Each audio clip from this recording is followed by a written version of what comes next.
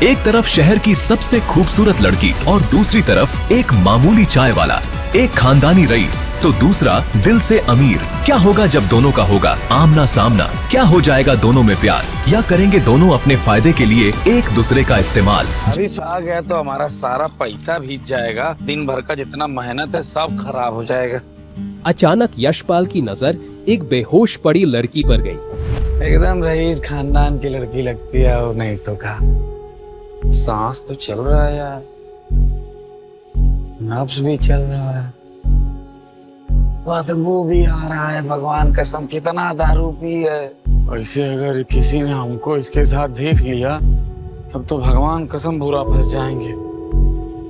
और ऐसे रात को अकेला इसको छोड़ के हम जा नहीं सकते। क्या करे भाई? नहीं नहीं नहीं, नहीं। हमारा आत्मा गवाही नहीं दे रहा है। अकेली खूबसूरत लड़की को ऐसे सुनसान रात में अकेला छोड़ना यशपाल को नहीं था मंजूर, इसलिए उसने उसे अपने घर ले जाना है ठीक समझा। मैं बता दूं कि ये रात यशपाल की जिंदगी का टर्निंग पॉइंट है। कैसे, आइए देखते हैं। 2 दिन पहले रात का समय था और मुंबई शहर के लाइट्स धीरे धीरे बंद होते जा रहे थे। बीच के किनारे लगी छोटी छोटी दुकानें भी अब बंद होने आई थी, जिसमें से एक दुकान यशपाल उर्फ यश की थी। अरे चाय वाले भैया, एक चाय तो पिलाइए मसाला डाल के। अरे भैया बहुत बहुत माफी, अब तो दुकान बंद हो गई और चाय भी खत्म हो गई है। आप पैसा करिए ना, सुबह आइए, हम सुबह आपको मसालेदार अदरक वाली इलायची वाली बढ़िया चाय पिलाते हैं। अरे भैया चाय पीने का मना भी है, तुम सुबह बुला रहे हो। ठीक है, ऐसा करते हैं कि यहीं पास ही में हमारा घर है, ये हमारी बाइक भी। चलिए बैठिए, हम आपको अपने घर पे चाय पिलाते हैं। अरे नहीं नहीं, बाद में पी लेंगे। अरे नहीं नहीं, संकोच की कोई बात नहीं, चलिए ना, आप हम आपको चाय पिलाते हैं। बगली में हमारा घर है। अरे यही समंदर के किनारे। समुद्र के किनारे? हाँ हाँ, समंदर के किनारे एकदम सी फेसिंग घर है हमारा। ऐसा खिड़की से समंदर दिखता है बाहर। चाय के साथ में तो नहीं पी रहे हो? अरे नहीं, सच्ची बोल रहे हैं, आपके हमारे सर की कसम, झूठ नहीं बोल रहे हैं।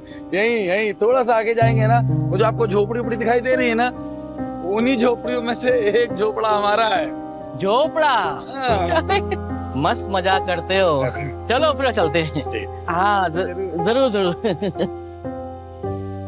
ये है फैजान मियाँ, जिनके वड़ा पाव के दुकान का धंधा है थोड़ा मंदा। बढ़िया सही तरीके से हैंडल कर दिया तूने उसको, वरना आज रात तेरे से चाय बनवा के मानता हो। ऐसे ही थोड़ी ना इतनी वफादारी से लोग हमारी दुकान पर चाय पीने आते हैं फैजान जी। इस तो बात है। सही है भाई यार। अच्छा यशपाल, अपने को भी कोई टिप देना यार, आजकल चला धंधा ही ठीक से नहीं चल रहा है। देख भाई, धंधा बढ़िया से चलाने के लिए ना नए जमाने के टेस्ट को समझना पड़ता है, वैरायटी को समझना पड़ता है। धंधा अपने आप ऑटोमेटिक चलने लगता है, समझा? यार यशपाल, तू ना कसम से डायलॉग बड़े मस्त मारता है। इसको डायलॉग मारना नहीं भैया, धंधा चलाना बोलते हैं, समझे? तू इधर काहे को ये चाय भी बेच रहा है, उधर जाना, वो क्या बोलते उसको, फिल्म लाइन में इतना अच्छे से बात करता है, और तू ना लगता भी छावा है, तू हाँ हैंडसम दिखता है एकदम। बॉलीवुड में हमारे चाचा बैठे हुए हैं जो हमारे पर पैसा लगाएंगे और हमको हीरो बनाएंगे। अब घर जा, भाभी इंतजार कर रही है, जा कल मिलते हैं। अरे हाँ तो बता मेरे को। हाँ थोड़ा सा। जिंदगी में ज्यादा ख्वाहिशें नहीं होने से यशपाल अपनी मामूली कमाई के बावजूद भी खुश रहता था।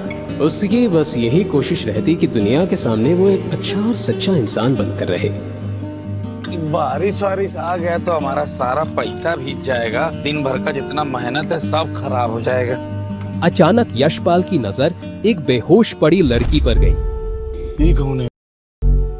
एकदम सफेद रंग का कपड़ा पहन करके लेटी हुई है यहाँ। कोई भूत पिचास तो नहीं है ना भगवान? एक्सक्यूज मी, लड़की उठ काहे नहीं रही है भाई? इतना सुंदर लड़की, इतना महंगा कपड़ा पहनी है, एकदम रईस खानदान की लड़की लगती है और नहीं तो का। सांस तो चल रहा है यार, नब्ज भी चल रहा है, बदबू भी आ रहा है। भगवान कसम कितना दारू पी है। ऐसे अगर किसी ने हमको इसके साथ देख लिया तब तो भगवान कसम बुरा फंस जाएंगे।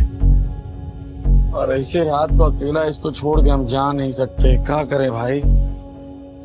नहीं नहीं नहीं, नहीं। हमारा आत्मा गवाही नहीं दे रहा है। अकेली खूबसूरत लड़की को ऐसे सुनसान रात में अकेला छोड़ना यशपाल को नहीं था मंजूर, इसलिए उसने उसे अपने घर ले जाना है ठीक समझा।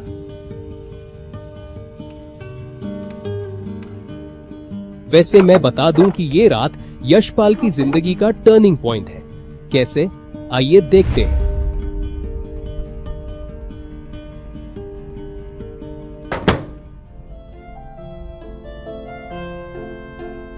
क्या करें? जैकेट उतार देखा। जैकेट निकालकर यश ने उस बेहोश लड़की को बेड पर लेटा दिया। वो करीब 21-22 साल की थी। उसके बदन पर एक सफेद रंग की डिजाइनर ड्रेस थी जो शायद उसके 6 महीने की कमाई से भी ज्यादा महंगी होगी। उस लड़की की लगाए हुए महंगे परफ्यूम से मानो पूरा कमरा अलग ही महक रहा था। इतनी बड़ी खानदानों की लड़कियों को आखिर क्या मजा आता है? दारू पी के कहीं भी पड़ जाते हैं, बेहोश होकर के अपना हुलिया बदल लेते हैं। उसे डर था कि अगर वो उस लड़की को घर नहीं लाता तो वो इस तरह अकेले किसी सुनसान जगह पर पड़े रहने से किसी दूसरे इंसान की बन सकती थी। अरे यार, हमारा भी कपड़ा गीला आ गया, हम भी बदल लेते हैं।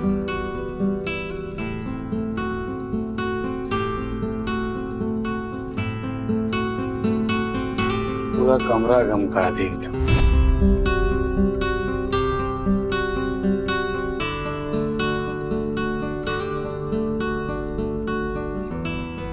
इसको घर कैसे वापस भेजेंगे?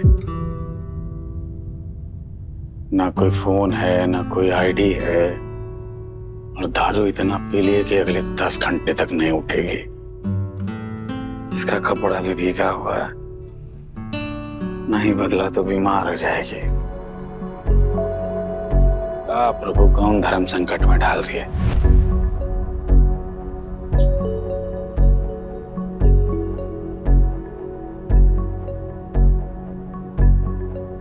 अरे यार ससुर, तुम इसका कपड़ा कैसे बदलो? लेकिन बदलना तो पड़ेगा, नहीं बदला तो सवेरे तक तो जान निकल जाएगी इसकी। अस्पताल लेके जाना पड़ेगा। इज्जत भी तो तभी रहेगी जब जीवन रहेगा। यश को डर था कि कोई उसे उस लड़की के कपड़े बदलते हुए ना देख ले, क्योंकि अगर किसी ने देख लिया तो यश इतना बदनाम होता कि उसे अपनी चाय की टपरी बंद करके गांव भी जाना पड़ सकता था।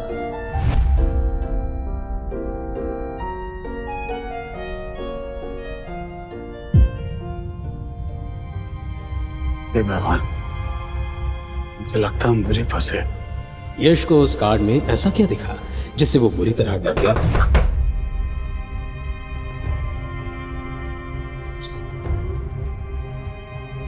रात के 2:30 बजे कौन आ गया भाई?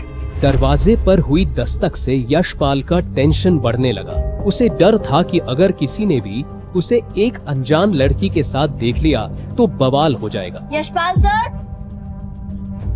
अरे यार, ये श्रुति आधी रात को यहाँ कैसे आ गई? अगर इसको गलती से भी पता चलेगा कि हमारे साथ यहाँ पर इस कमरे में एक लड़की है तो ये भगवान, हमारी इज्जत के तो धज्जियां उड़ जाएंगी। सो गए क्या सर? बाहर खड़ी लड़की उसकी पड़ोसी थी और एक अच्छी दोस्त भी थी। हाँ, हो गया, कपड़ा बदल रहे थे अंदर। ठीक हो ना तुम? 2:30 बज रहा है। अरे नहीं नहीं सर, सब ठीक है। मैं तो बस देख रही थी कि आप वापस आए कि नहीं। वो आज मौसम बड़ा खराब है ना, इसीलिए। हाँ, तो तुम्हारा पढ़ाई लिखाई ठीक चल रहा है ना? वो तुम्हारा फीस उस देने लेने का कुछ झंझट चल रहा है, तो सब हो गया कि नहीं हो गया? नहीं नहीं, फीस की तो ऐसी कोई बात नहीं हुई। हाँ, चलो कोई बात नहीं। अरे क्यूटी प्यूटी, जाओ, सब ठीक ठाक है। Good night. हाँ, आप भी ना सर, ये इंटरनेट से नए नए शब्द सीख के कुछ भी बोलते हो। Good night. Good night.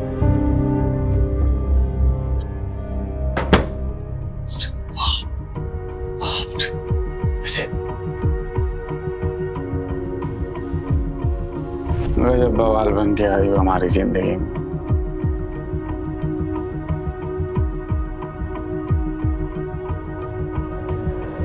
ये ऐसा महंगा डिजाइनर कपड़ा, इसको खोले कहाँ से, बांधे कहाँ से? ससुर, कुछ समझ में नहीं आ रहा है हमको। प्रभु, कुछ तो दिशा निर्देश दो। हे मैडम, हेलो।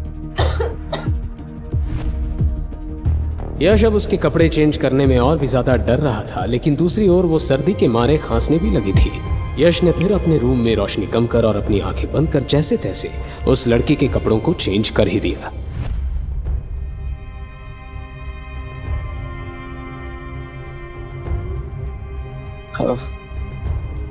अरे राम, ये लड़की जब सवेरे उठेगी और उठकर देखेगी अपने बगल में किसी अनजान आदमी को, अरे बाप रे, फिर तो बवाले कर देगी, कार एक्शन देगी तभी। परमात्मा सब जानते हैं, हम सब साफ मन से किए हैं, इसीलिए वो भी हमारे ऊपर कोई विपदा नहीं आने देंगे। हमको विश्वास है, हो सकता है इस नेक काम के लिए मैडम हमको इनाम दे दे, इनाम में इनाम स्वरूप हमसे विवाह कर ले, हमसे इम्प्रेस हो जाए, हैं? ऐसा भी तो हो सकता है। एक नजर देखकर ही यश को पता चल गया था कि वो कार्ड कोई मामूली कार्ड नहीं है। उसने इंटरनेट पर पढ़ा था कि इस तरह के कार्ड सिर्फ उन्हीं लोगों को मिलते हैं जो अपने बैंक में 100 करोड़ से ज्यादा बैलेंस मेंटेन कर पाते हैं। कियारा अग्रवाल। उस कार्ड पर नाम पढ़ते ही यशपाल को एहसास हुआ कि वो लड़की कौन थी। मुंबई की टॉप कंपनीज में से एक था अग्रवाल ग्रुप, और ये लड़की उसी ग्रुप की फैमिली से आती थी। हे भगवान, क्या होगा हमरा? इस मैडम के सामने तो हम कीड़ा मकोड़ा भी नहीं है भाई, और सपना देख रहे हैं ब्याह करने का। यशपाल बार बार करवट बदल रहा था, लेकिन उसे नींद नहीं आ रही थी। वो इस बात से अनजान था कि वो कहीं ना कहीं कियारा की ओर आकर्षित होने लगा है।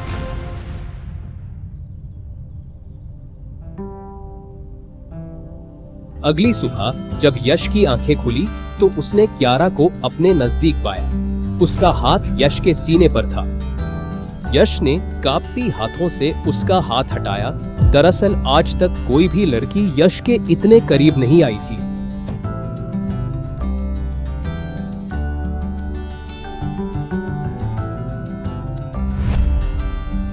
वाह, जन्नत जैसा माहौल हो गया है।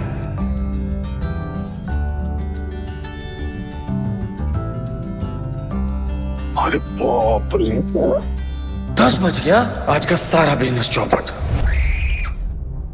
कियारा की आवाज सुनकर यश का चेहरा लाल पड़ गया। वो जैसे ही मुड़ा कियारा के चेहरे का हाव भाव देखकर वो समझ गया कि कियारा उसे गलत समझ रही है। जैसा आप सोच रही हैं ना, वैसा कुछ है नहीं, समझी आप? तुम कौन हो? मैंने पूछा तुम कौन हो? अच्छा, आप शांत हो जाइए, हम आपको बताते हैं ना हम कौन है, सब बताते समझाते हैं। अरे शांत हो जाइए मैडम, शांत हो जाइए। आपको पता भी है रात को कितनी पी थी आप? रात को ना बीच के किनारे पड़ी हुई थी, आपको अंदाजा भी नहीं है आपने कितना पिया हुआ था। आंधी तूफान बारिश, वो भी आपको हिला डुला उठा नहीं पाई, समझी? तो भगवान का धन्यवाद कहिए। हाँ दे, उन्होंने हमको भेज दिया आपके पास, शुक्र मनाइए हम आपको उठा करके ही अपना घर ले आए, नहीं तो परमात्मा ही जाने आपके साथ क्या होता क्या नहीं होता। मतलब समझ रही है?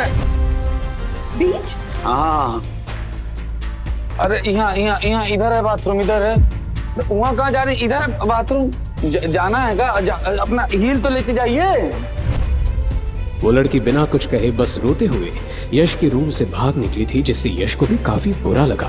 कमाल है यार, आजकल की लड़की, ये बड़े घर की लड़की थैंक यू बोलना भी नहीं जानती है क्या?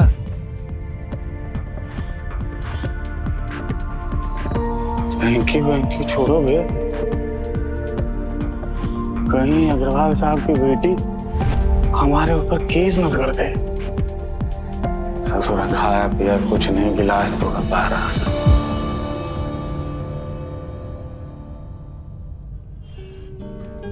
अब शाम होने को आई थी और यशपाल की दुकान पर भी भीड़ होने लगी थी। यश के हाथ फिलहाल लोगों को चाय के कप देने में लगे थे, लेकिन उसका दिमाग अभी तक पिछली रात और आज सुबह के हादसे को भुला नहीं पा रहा था। अरे नहीं यशपाल सर, देखिए ना, 500 का नोट है, छुट्टा भी नहीं और ये ऑनलाइन भी काम नहीं कर रहा है। यश ने कुछ भी जवाब नहीं दिया। यश का सिर्फ हाथ चाय के पतीले में घूमता जा रहा था, लेकिन दिमाग कहीं और था। यशपाल सर, यशपाल सर, हाँ कहाँ ध्यान है आपका? यही है ना, बताओ बताओ क्या बात है, यही ध्यान है मेरा। 10 रुपए की चिप्स ली और 500 का नोट दिया है, छुट्टे नहीं है, अब क्या करूं? अरे दे दो ना छुट्टे, काय परेशान हो रही हो, दे दो छुट्टे इनको। हाँ नहीं तो thank you.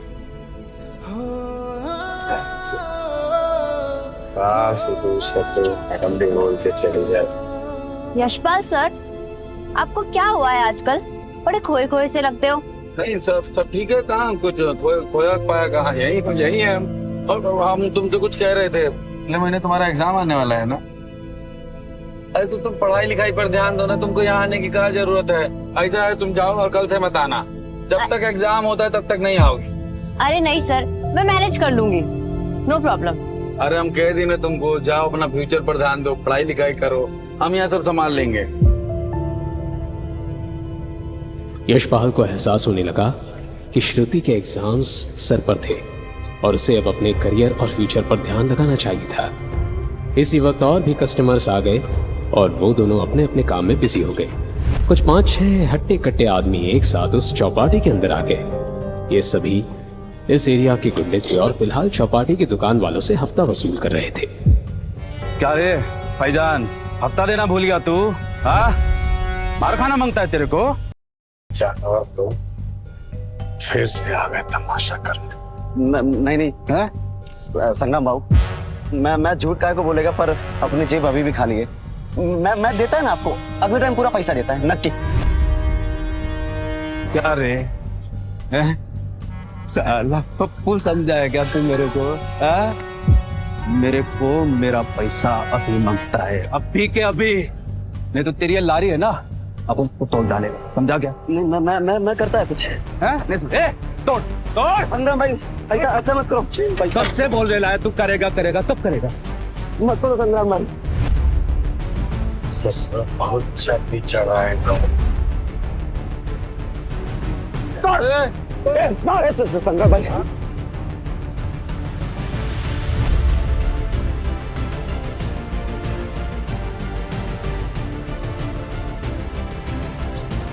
Yashpal sir! Yashpal sir? मैं ठीक सीधे जाओ घर से। नहीं सर, मैं आपको ऐसी हालत में छोड़ के नहीं जा सकती। हमने कहा नाम ठीक है, जाओ घर, हम संभाल लेंगे यहाँ सब।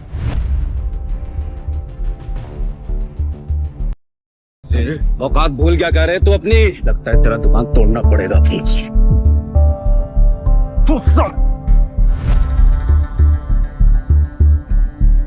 देख, प्यार से समझा रहा हूँ तुझको, यहाँ से शांति से चला जा। तू यहाँ हफ्ता बटोरने आया ना, हफ्ता बटोर और जा। कानून अपने हाथ में ले रहा है संग्राम। तेरी चाय का पतीला मारू, बहुत नियम कायदे बना रहे है तू, तो सुन मेरी बात और अपने भेजे में डाल ले इस बात को। यहाँ कानून बनाता भी मैं हूँ और तोड़ता भी मैं हूँ। और सुन लो सब लोग, कान खोल के, अब दूसरा कानून बनेगा आज से, सब दुगना हफ्ता देगा, समझा कि नहीं? देख सकता तू हाथ पार कर। मगर तोड़। श्रुति भाग यहां से, श्रुति भाग यहां से। श्रुति भाग यहां से, श्रुति भाग जा।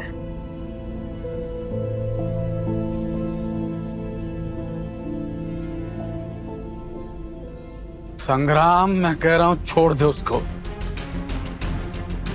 वरना चौपाटी से सिंगल पीस में नहीं जाएगा तू, समझा?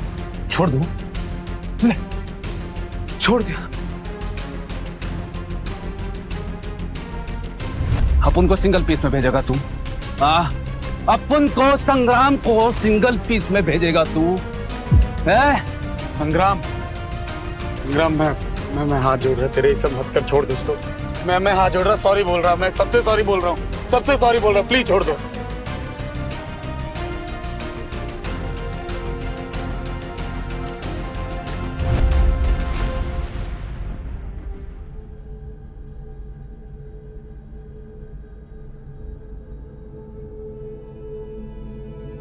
अरे मामू लोग आ गए। ए थामा, कोई अपनी जगह से नहीं लेगा। सब मैं ही आपको फोन किया था। सब ये संग्राम है, अपने एरिया का गुंडा। हमसे हफ्ता मांगने आया था। सब हम पैसा नहीं है तो ये पैसा हाल कर दिया साहब। हाँ सर, ये गंदा आदमी मुझे हरास भी कर रहा था। हम लोगों का मैटर तो इंटरफेयर मत कर। चल। साले, पुलिस को धमकी देगा तू? ए इंस्पेक्टर, तू जानता है ना तू मैं किसका आदमी हूँ। सस्पेंड होना है तेरे को। ए, मैं जानता हूँ तू 2 कौड़ी के नेता का 2 कौड़ी का पिल्ला है, लेकिन अभी इलेक्शन सर पर है बेटा। अब तो तेरा बाप भी नहीं आएगा तुझे बचाने। ए, लेकर जा इसको। गलती कर रहा है तू, बहुत बड़ी गलती कर रहा है। देखता हूँ तेरे को मैं। कंप्लेंट किसने दी थी? साहब मैं ही आपको फोन किया। तो तुम लोगों को भी पुलिस स्टेशन आना पड़ेगा एफआईआर लिखने के लिए। और इसको किसने मारा? ये सर उस संग्राम का आदमी है। मुझे मारने आ रहा था और यशपाल सर ने इसे मार के मुझे बचाया है। अच्छा, क्या रे, बहुत मारामारी का शौक है तुझे? इसको भी डालो गाड़ी में। नहीं सर, इन्होंने तो बस मेरी जान बचाने के लिए सब किया। इन्हें अरेस्ट मत कीजिए सर। श्रुति, तुम परेशान नहीं हो। हमने कुछ नहीं किया तो हमारे साथ कुछ होगा भी नहीं।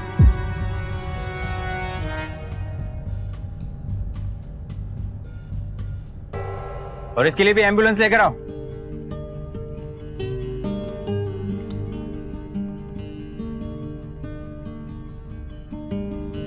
ठीक है, क्या करना मैं देखता हूँ। गुड इवनिंग इंस्पेक्टर, मैं मिस्टर संग्राम का लॉयर हूँ और उनकी बेल करवाने आया हूँ। तो सीधा सीधा बोलो ना कि तुम मिनिस्टर के यहाँ से हो। अब जैसा आप सोचो। खैर, ये रहे सारे डॉक्यूमेंट्स, आप एक बार चेक कर लीजिए और मेरे क्लाइंट्स को रिहा कर दीजिए। क्या ही बोलूं मैं, सिस्टम ही खराब है साला।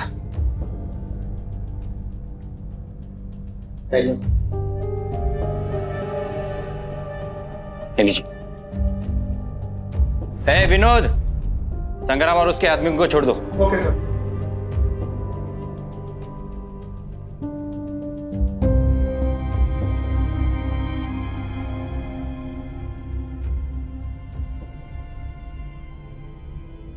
इंस्पेक्टर साहब, ये सब क्या है? मैडम, ये सिस्टम है, क्या कर सकते हैं। खैर, काफी समय हो गया, आप लोग भी घर चली जाइए। इंस्पेक्टर साहब, लेकिन आप यशपाल सर को तो छोड़ दीजिए, वो तो बस मेरी मदद कर रहे थे। देखिए मैडम, जिस गुंडे को इसने मारा था ना, वो अभी भी हॉस्पिटल में पड़ा हुआ है। अगर इसके खिलाफ कोई कंप्लेंट नहीं हुई तो हम इसे रिहा भी कर देंगे, समझ लो। तुम्हें टेंशन ना घेऊ, घरी जाओ। उनको इन सब चीजों में पढ़ने का जरूरत नहीं है श्रुति। जाओ जाकर के पढ़ाई लिखाई पे ध्यान। और ये लो चाबी, गले का चाबी है, पैसे का जरूरत पड़ेगा तो ले लेना। और जाओ अब यहाँ से। यशपाल, तू टेंशन मत ले। हाँ, मैं कुछ करता है जुगाड़ तेरे को छुड़वाने। अब तो जो करना है फैजान भाई वो भगवान ही जी करेंगे। हमारी आंख के सामने से बेल करा के उनको लेकर के चले गए सारे लड़कों को। अभी देखना, कुछ ही देर में इंस्पेक्टर साहब के टेबल के ऊपर 6-7 को मिठाई का डब्बा आएगा। मजा आएगा। और हमारा क्या है हमको तो जेल में बासी रोटी खाने का भी आदत लग ही जाएगा। अरे यशपाल, तू मेरे को फालतू बात कर रहा है। मैं बोला ना, मैं कुछ करता है तेरे लिए। चलो भैया, हो गई मुलाकात।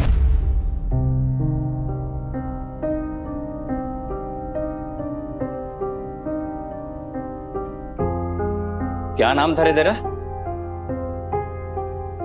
नाम है हमारा यशपाल।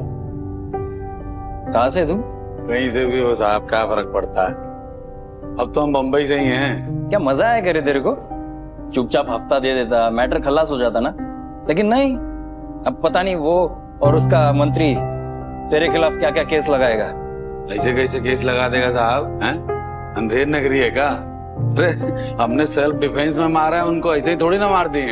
अरे भाई, तेरे पे तरस खाओ या तेरा बजाओ समझ नहीं आ रहा। तू एक मामूली चाय वाला है, तो एक चाय वाले की औकात से रहने का ना। तेरी हैसियत देख, उस गुंडे की हैसियत देख। हमको तो पहले ही समझ में आ गया था इंस्पेक्टर साहब, लेकिन आपने अपने मुंह से बोल दिया तो कंफर्मेशन मिल गया। खैर, आपकी भी नौकरी का सवाल है, समझ रहे हम। क्या बोला रे तू? ज्यादा शाना बन रहा है तू। 10 साल का टिकट तो कट गया तेरे यहाँ का, समझा? इंस्पेक्टर कामले। जैन सर। सर आप इस यशपाल कहाँ है? सर आप इस टपोरी की बात कर रहे हैं? ये वही यशपाल है ना, जो चौपाटी का चाय वाला? हाँ सर वो यही है।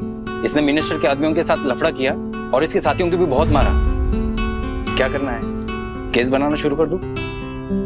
और कोई इंफॉर्मेशन निकालनी तो अंदर जाके ट्रीटमेंट दूं सर? तुम्हारा दिमाग खराब हो गया क्या? इन्हें तुरंत रिहा करो।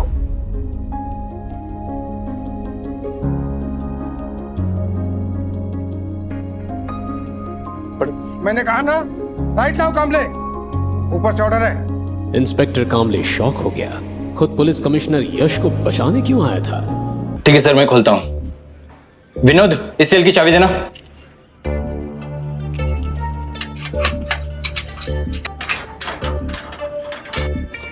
कमिश्नर का ऑर्डर सुनते ही इंस्पेक्टर कामले हक्का बक्का रह गया था। उसे समझ नहीं आ रहा था कि वो यशपाल जैसे मामूली चाय वाले को रिहा करवाने क्यों आए थे। यश बाहर तो आ गया, लेकिन उसे समझ नहीं आया कि कैसे। सर, आपको हुई परेशानी के लिए मैं माफी मांगता हूँ। सर आप क्यों हाथ जोड़ रहे हैं सर? आप माफी क्यों? मुझे बस छुड़ाया किसने हमें? सर, हमें ऊपर से ऑर्डर आया है। और हाँ इंस्पेक्टर कामले, बाकी के सब गुंडे किस सेल में है? सर वो तो एक लॉयर आया था और उनकी बेल करवा कर चला गया। बेल करवा कर गए? What nonsense! जाओ और उन्हें तुरंत अरेस्ट करो। फिर से अरेस्ट? सर कुछ समझ नहीं आ रहा है।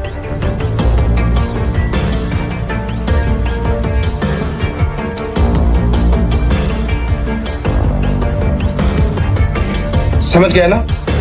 Now go and arrest those people earliest. जी सर। अब आप भी घर जा सकते हैं सर। अगेन जो कुछ भी हुआ उसके लिए सॉरी।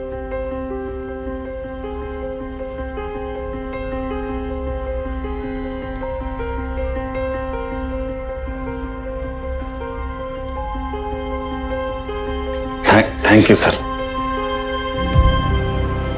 यश कंफ्यूज होकर धीरे धीरे पुलिस स्टेशन के एग्जिट की ओर चल रहा था। चलते चलते वो यही सोच रहा था कि उस जैसे मामूली चाय वाले को बचाने आखिर ऐसा कौन आ गया था कि खुद कमिश्नर को उसके पास आना पड़ा था। ये कौन सा गाड़ी? अंदर आओ जल्दी। तुम यार ज्यादा सवाल मत करो, जल्दी अंदर आओ। आ रहे। हाँ ठीक है।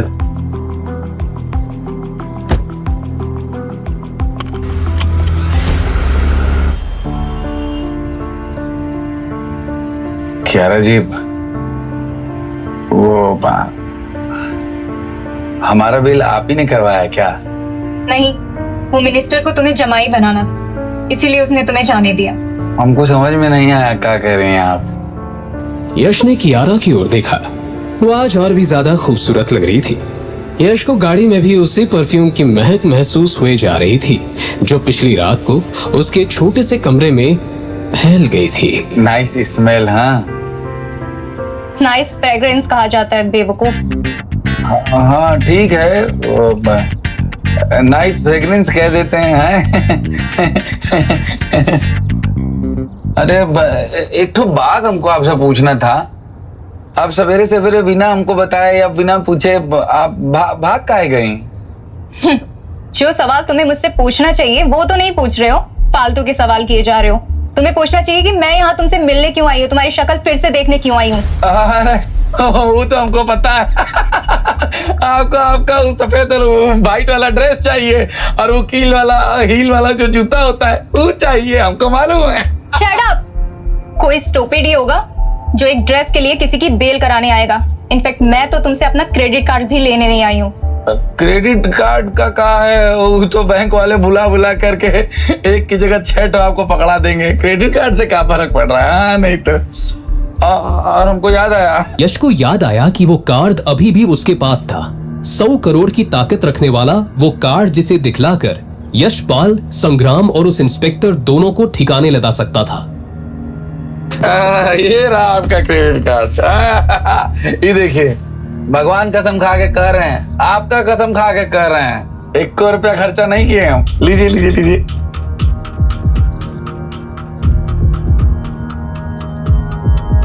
बड़े लोग बड़ी बात। कल रात मेरी हेल्प के लिए थैंक यू सो मच।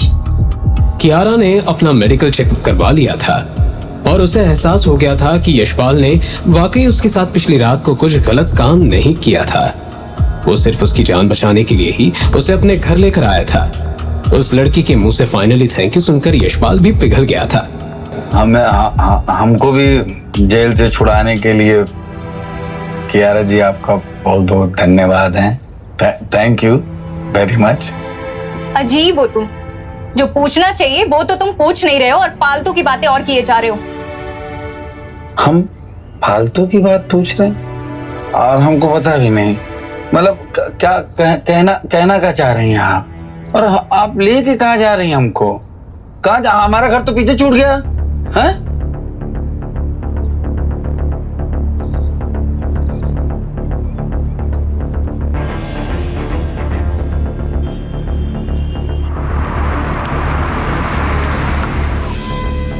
ये तो वही जगह है ना जहाँ पर आप हमको नशे वाला हालत में मिली थी, हैं? हाँ, मुझे तुमसे कुछ जरूरी बात करनी है। जरूरी बात? ऐसा है कियारा जी, हम ना आपसे साफ साफ कह रहे हैं, कल रात को ना हमने आपके साथ कुछ नहीं किया। अरे शट अप यार। ये इतनी चाय की स्मेल, तुम कंटेनर में बैठ के चाय बनाते हो क्या? अरे अब चाय वाले के शरीर से चाय का खुशबू नहीं आएगा तो और किस चीज का खुशबू आएगा है? अरे ये मेहनत का स्मेल है, मेहनत का। आप लोग क्या जानो, आप लोग क्या करती हो मेहनत? आप लोगों को तुम स्मेल के लिए वो क्या कहते हो अंग्रेजी में, वो परफ्यूम वो लगाना पड़ता, हमको नहीं, समझी? अरे शट अप यार, अपनी बकवास बंद करो। मुझे तुमसे कुछ इंपॉर्टेंट बात करनी है। Now listen carefully. मैंने तुम्हारे बारे में सारी इंफॉर्मेशन निकाल ली है। तुम्हारा नाम यशपाल है, लोग तुम्हें यश बुलाते हैं। सरनेम तुम लगाते नहीं। जुहू बीच के सामने एक चाय की दुकान लगाते हो। समुद्र के किनारे जो स्लम एरिया है वहां तुम रेंट पे रहते हो। क्या बात है, हमारे बारे में बहुत सारा इंफॉर्मेशन जमा कर लिया है आपने। अब जहां तक बात रहा सरनेम का, वो तो कहा है कि हमको खुद नहीं पता, हमको पता होता तो हम भी लगा लेते। हमारा सरनेम कहा है। और रहा घर, हमारे पास भी आपके जैसा पैसा होता तो हम भी एक ठो पॉश इलाका में एकदम बढ़िया सा माल लेके रह रहे होते। कमाल है, आप भी ना कुछ कर रही। फिर से बकवास। डोंट यू अंडरस्टैंड, इतना सीरियस मैटर है ये। यार हमको बात नहीं करनी, यार तुमको बात करने की तमीज नहीं है, हम नहीं बात कर रहे हैं यार। अरे रुको, मेरे साथ एक डील कर लो, मेरे बॉयफ्रेंड बन जाओ। क्या कर लो? डील, बॉयफ्रेंड बन जाओ। एक बार फिर से कहना, क्या कहा तुमने? मेरे साथ एक डील कर लो, मेरे बॉयफ्रेंड बन जाओ। हाले भगवान कसम, 20 मिनट हुआ नहीं आपके साथ गाड़ी में बैठे हुए हैं और बतियाते बतियाते आप हमको बॉयफ्रेंड बनाने के चक्कर में पड़े। कमाल है कसम से, कमाल है आप भी।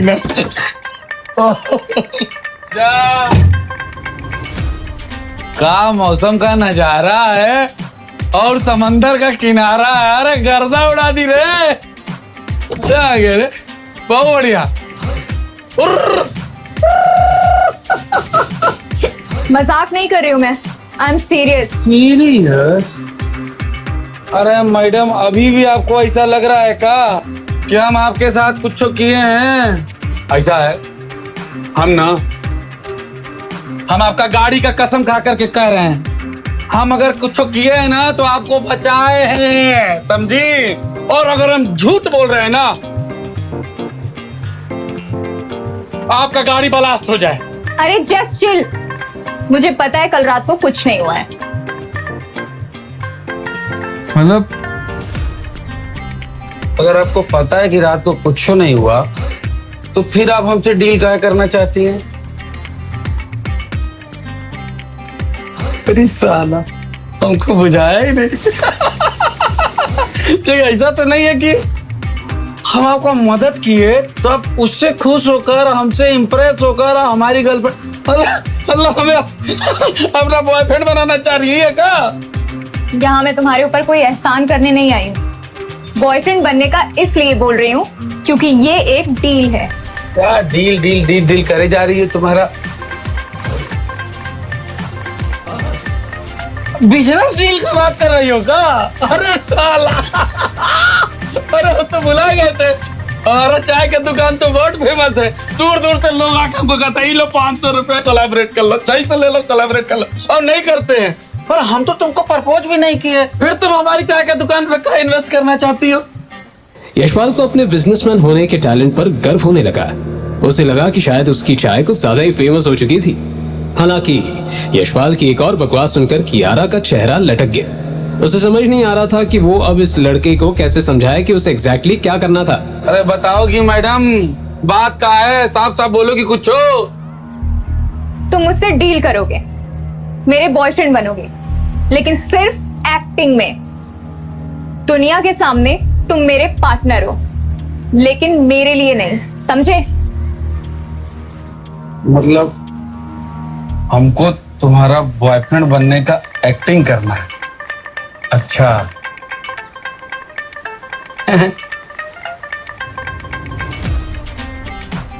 अब हमको समझ में आ रहा है। ऐसा है क्या? मतलब तुम पूरी दुनिया को दिखाना चाहते कि हम तुम्हारे बॉयफ्रेंड हैं, और अगर ऐसा हो गया तो दुनिया भर के लौंडे जो तुमको परेशान करते हैं वो नहीं कर पाएंगे, इसीलिए ना? अरे समझ में आ गया हमको। करेक्ट।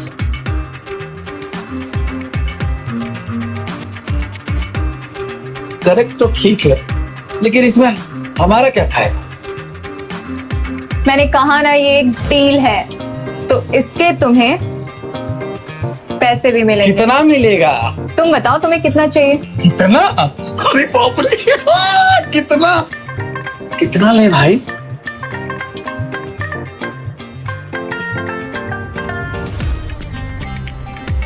हमको ना अभी भी एक ठो डाउट है। वैसे हम जानते हैं कि हम स्मार्ट, टैलेंटेड और यूनिक टाइप के लौंडे हैं। हमारा चाय का दुकान वर्ल्ड फेमस है, दुनिया इन्वेस्ट करना चाहती है, लेकिन फिर भी यार तुमको ये बॉयफ्रेंड बनाने के लिए दुनिया भर के स्ट्रगलर एक्टर मिल जाते हैं, मॉडल मिल जाते हैं, उनको ले लो, हम ही क्यों भाई? अरे यार कितना सवाल करोगे तुम बस इतना बताओ तुम्हें कितने पैसे चाहिए। तुमने ना अभी तक हमारे उस बात का जवाब नहीं दिया कि हम ही क्यों। यश को डर था कि कहीं ना कहीं इस बिजनेस डील के नाम पर उसे किसी बड़ी मुसीबत में फंसाया जा रहा था। दरअसल वजह यह है कि कियारा कहते कहते रुक गई। कियारा अग्रवाल की डील क्या थी और क्यों थी, वो तो यशपाल को समझ आ गया था। तुम्हें इससे क्या मतलब कि मैंने तुम्हें ही क्यों सिलेक्ट किया? तुम बस अपना पेमेंट बताओ और काम पर लग जाओ। पर उसके मन में अभी भी एक सवाल था। कियारा ने जिस टोन में ये बात कही, उससे यश को महसूस हो गया था कि वो उसको अच्छे से ट्रीट नहीं कर रही थी। ऐसा है, अपना पेमेंट रखिए अपना पॉकेट में, समझी? हमको आपके पैसे से कोई लेना देना नहीं है। रुको। अब कोई लड़की इतने प्यार से रोके तो यशपाल क्यों नहीं रुकता?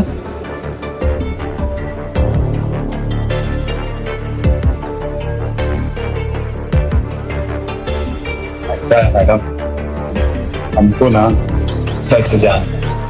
कियारा को समझ आ गया था कि यशपाल भले ही ऊपर से एक मामूली चाय वाला दिखता हो, लेकिन वो खुद अपने आप में एक कैरेक्टर था, जहां सिर्फ पैसों का नाम सुनते ही उसके जैसे लोग आंख बंद करके हाँ कर देते थे।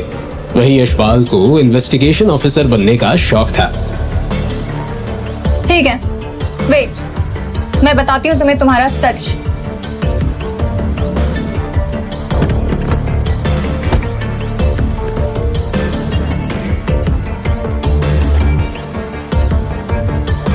ये देखो। यश उस फोटो को गौर से देख रहा था। उसमें कियारा ढीले ढाले टी शर्ट पजामे पहने नंगे पैर ही भाग रही थी और सीढ़ी के पास बनियान पहना यशपाल उसके हील्स पकड़कर खड़ा था। इसका मतलब है आधी रात को जब हम अपने घर में आए तो आस पड़ोसी में से किसी ने एक फोटो खींची ली। ऐसा है क्या? नहीं, तुम्हारे आस पड़ोस वालों का काम नहीं है ये, मेरे जान पहचान वालों ने किया है ये। यश को डाउट हुआ कि शायद कियारा के दोस्त रात भर उन पर नजर लगाए बैठे थे। तुम्हारे जानने पहचानने वालों को ऐसा कौन सा खुजली काट रहा था जो ये फोटो खींच लिया? कियारा ऑलरेडी यश के सवाल से काफी इरिटेट हो चुकी थी, लेकिन वो सारी बातें जाने बिना चुप भी नहीं बैठने वाला था। देखो, सीन ऐसा है कि अक्सर लड़कों से पीछा छुड़ाने के चक्कर में मैं उन्हें बोल देती हूँ I have a boyfriend. Of course ये झूठ है, और जैसा कि तुमने कहा कुछ लोगों को खुजली हो रही थी तो मेरा पीछा करते करते तुम्हारे झोपड़ी तक पहुंच गए। I mean, तुम्हारे घर तक पहुंच गए, और फिर उन्होंने मुझे तुम्हारे साथ देख लिया। उनको ये गलतफहमी हो गई कि हम दोनों बॉयफ्रेंड गर्लफ्रेंड हैं। हम लोग का फोटो वायरल तो नहीं हुआ? नहीं, और होना भी नहीं चाहिए, वरना मेरी पूरी लाइफ खराब हो जाएगी। कियारा अपनी फिक्र कर रही थी और यशपाल अपनी। उसे लग रहा था कि अगर ये फोटो इंटरनेट पर फैल गई तो उसकी इज्जत और ईमानदारी की इमेज भी खत्म हो जाएगी, जिससे उसके धंधे पर भी काफी बुरा असर पड़ता, क्योंकि लोग यशपाल के अच्छे नेचर की वजह से ही उसकी दुकान पर चाय पीने आया करते थे। मैडम, मैडम, करना क्या है? मैं तुम्हें ऑलरेडी बता चुकी हूँ।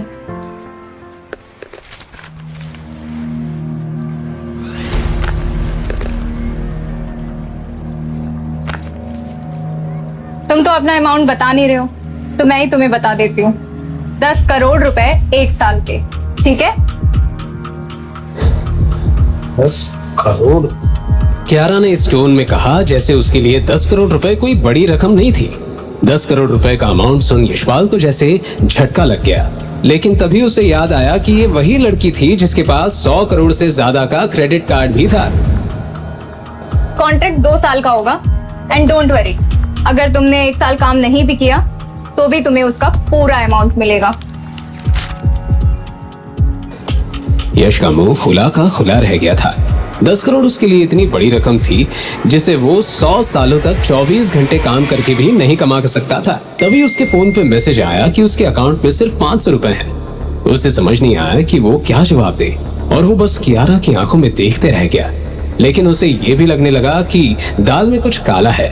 तुम्हारी आंखें बता रही हैं कि तुम ये डील करने को तैयार हो। आंखें अगर सच बता पाती ना, कई गुनहगारों को सजा नहीं देते। What do you mean? हमें पर ये बताओ कि तुमको ऐसा कैसे लग गया कि हम तुम्हारा डील कबूल कर लिए हैं? क्या क्या कहा तुमने? कियारा का गुस्सा चढ़ने लगा, साथ ही उसका घमंड भी। वो इतने रईस परिवार से आती थी कि मुंबई के सारे सितारे उसके लिए लाइन लगाकर खड़े हो जाते थे। वो चाहती तो इंडिया के सभी रईस और हैंडसम लड़कों को अपनी ओर मैग्नेट की तरह खींच सकती थी, लेकिन फिलहाल एक चाय वाले से रिजेक्शन सुनकर उसके दिल की धड़कन एक पल के लिए रुक गई थी। तुम्हें पता भी है तुम क्या बोल रहे हो? तुम एक मामूली से चाय वाले हो। अगर मैं फोन नहीं करती तो वो पुलिस वाला तुम पर 10,000 रुपए में अटेम्प्ट टू मर्डर का केस लगाने को तैयार था।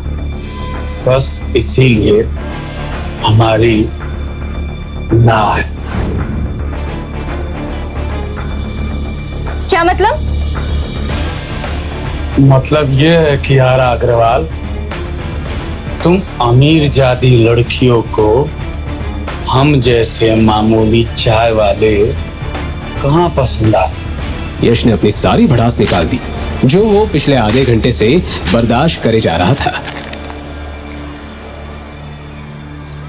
हम तो तुम जैसी अमीर जादियों की नजर में कठपुतली है ना, जिसको पैसों के धागों से तुम नचवाती हो। ऐसा मैडम, हमको तुम में कोई लगाव है नहीं, और हम ये भी जानते हैं कि तुमको भी हम में कोई लगाव नहीं। इसलिए ऐसा है, हमको ये डील मंजूर नहीं। लगाव नहीं है तभी तो एक्टिंग करने की डील कर रही हो, स्टूपिड। कियारा की बातों से यश और भी ज्यादा बेचैन होता गया और उसे एहसास हो गया कि दाल में कुछ काला है। अरे यार, कितना चाहिए तुम्हें? 15 करोड़? 20 करोड़? अब दिखाना तुम्हारा असली चेहरा है। तुमको क्या लगता है कि अपना पैसा के दम पर तुम हमको, तो तुम गलत फहमी में हो। जाओ जाके ढूंढ लो किसी और को। हो गॉड, तो तुम पैसे से डील नहीं करोगे तो तुम्हें क्या चाहिए बताओ? ऐसा मैडम, अगर तुम हमें पसंद करो और हमारे साथ रेंज रहो तब हम तुम्हारा बॉयफ्रेंड बनने वाला प्रपोजल एक्सेप्ट कर सकते। आखिरकार एक मर्द को प्रेम के अलावा और क्या चाहिए होता है? यही तो चाहिए होता है ना। यश ने वो ज्ञान झाड़ना शुरू कर दिया जो वो अक्सर इंटरनेट पर पढ़ा करता था। हे भगवान, पता नहीं किस गधे को उठा के लाई हूं मैं। ए लड़की, तुम जो हमको डील का प्रपोजल दियो ना, नहीं है मंजूर हमको। और उस तरह के लौंडे नहीं है हम जो पैसे के लिए किसी का भी बॉयफ्रेंड बनते चले। और तुम जैसी अमीर जादों के बीच में और रईसों के बीच में रहने का शौक भी नहीं है हमको। तुमको क्या लगता है हमको 4 लोग जानते नहीं है क्या? बहुत लोग जानते हैं, बहुत जान पहचान है हमारी। चौपाटी पे हमारी बहुत बड़ी चाय की दुकान है और तुमसे भी सुंदर सुंदर लड़कियां वहाँ आती है और हमारे चाय के लिए लाइन लगाती हैं, समझी? बात करती है। तुम मजाक कर रहे हो ना? इतनी बकवास लाते कहाँ से हो तुम? बकवास नहीं कर रहे हैं, हमको हमारा सच रखने का हक है और वो रख दिए हैं। कियारा का गुस्सा अब हैरानी में बदल चुका था। उसने पहले ऐसा चाय वाला देखा था जो खुद से इतना सेल्फ ऑब्सेस्ड था। मैं तुमसे आखिरी बार पूछ रही हूँ, तुम्हारी हाँ है या ना है? ना, इतना बड़ा ना है।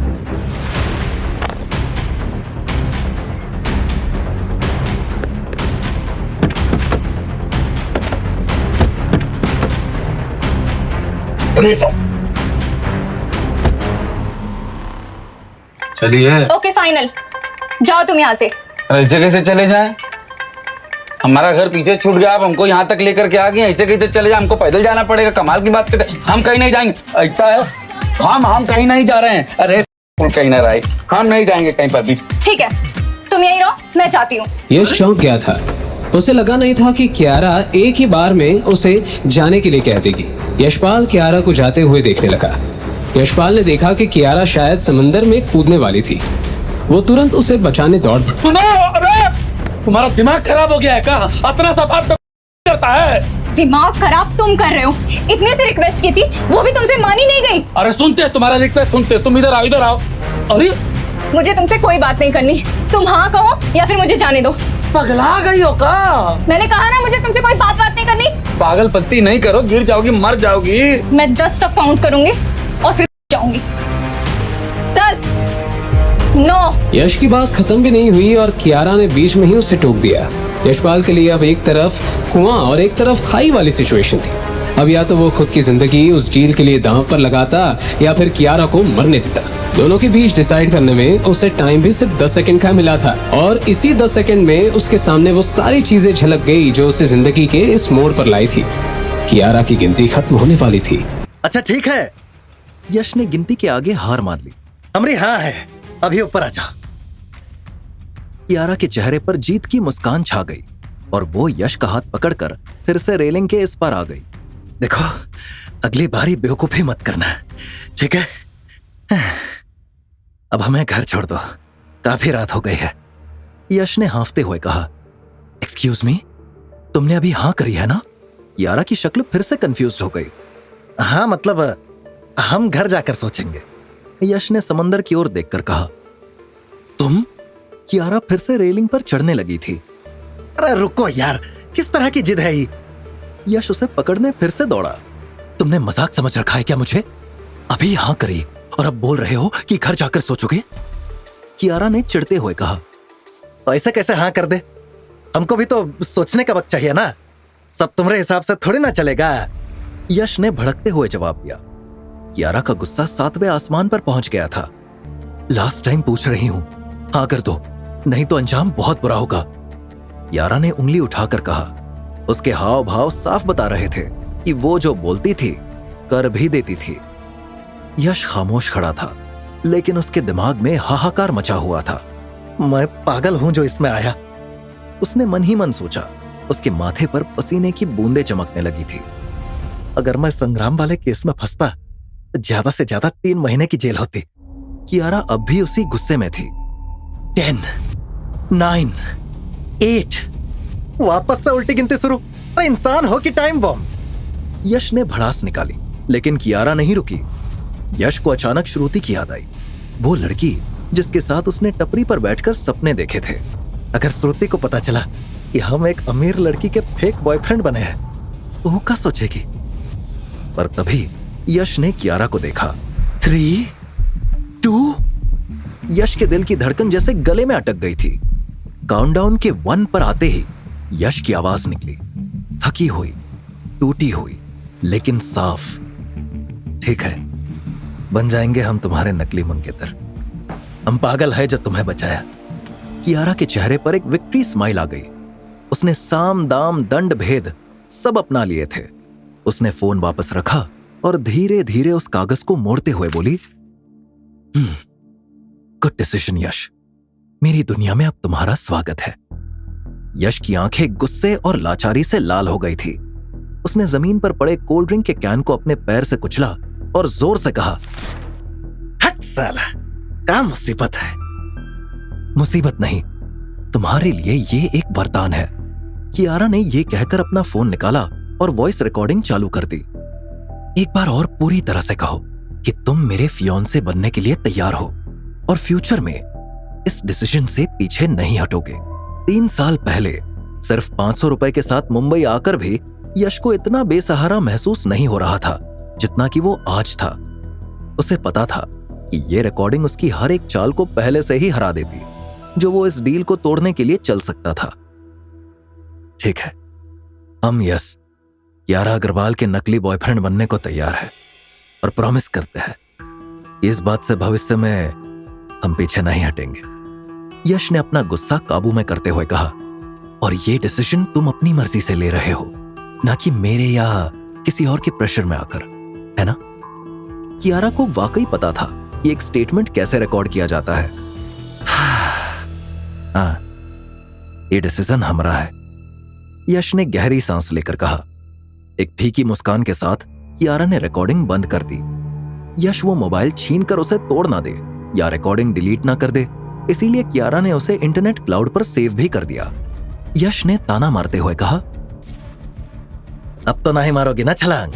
अब जाए या फिर कछु बचा है? गाड़ी में बैठने से पहले कियारा ने कहा, मेरी 2 और शर्तें हैं। यश चौंक गया और बोला, धत तेरे की, यार तुम इंसान हो कि हैवान? आज हमारी जान लेकर ही मानोगे। बताओ क्या शर्तें हैं? कियारा ने धीमी आवाज में कहा, पहली ये कि तुम चाय की टपरी पर नहीं बैठोगे, और दूसरी ये कि तुम्हें जल्द से जल्द कोई ढंग का बिजनेस शुरू करना पड़ेगा जिससे मैं अपनी फैमिली से तुम्हें मिला पाऊं। यश ने तुरंत कहा, अरे तो चाय ही तो हमारा ढंग का बिजनेस है। एक तरफ हमें बिजनेस करने कह रही हो, दूसरी तरफ हमें दुकान पर बैठने से मना कर रही हो। कियारा ने झुंझलाते हुए कहा, उसे तुम बिजनेस कहते हो? कितना ही कमा लेते हो तुम उस बिजनेस में? कोई व्हाइट कॉलर बिजनेस करना होगा। कम से कम किसी ऑफिस में नौकरी तो कर ही सकते हो। नौकरी का नाम सुनते ही यश का मुंह छोटा हो गया। उसे जिंदगी में कुछ बड़ा जरूर करना था, लेकिन नौकरी नहीं करनी थी।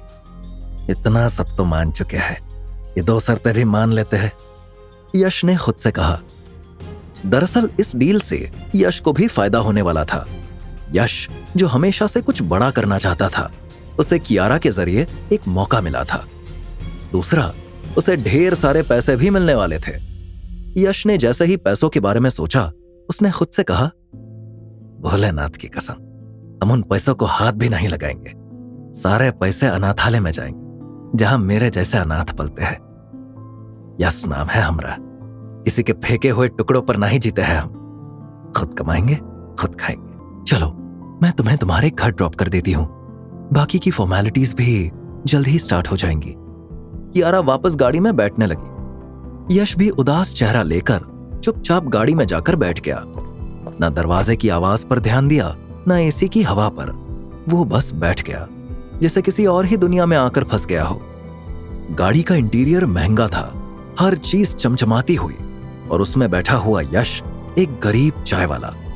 वो पहली बार डर रहा था। डर इस बात का नहीं था आगे क्या होने वाला है, डर इस बात का था कि पीछे क्या छूटने वाला है। सामने बैठी कियारा बिजनेस कॉल पर लगी हुई थी। तेज अंग्रेजी कॉर्पोरेट टोन बिजनेस के शब्द यश को कुछ समझ नहीं आ रहा था।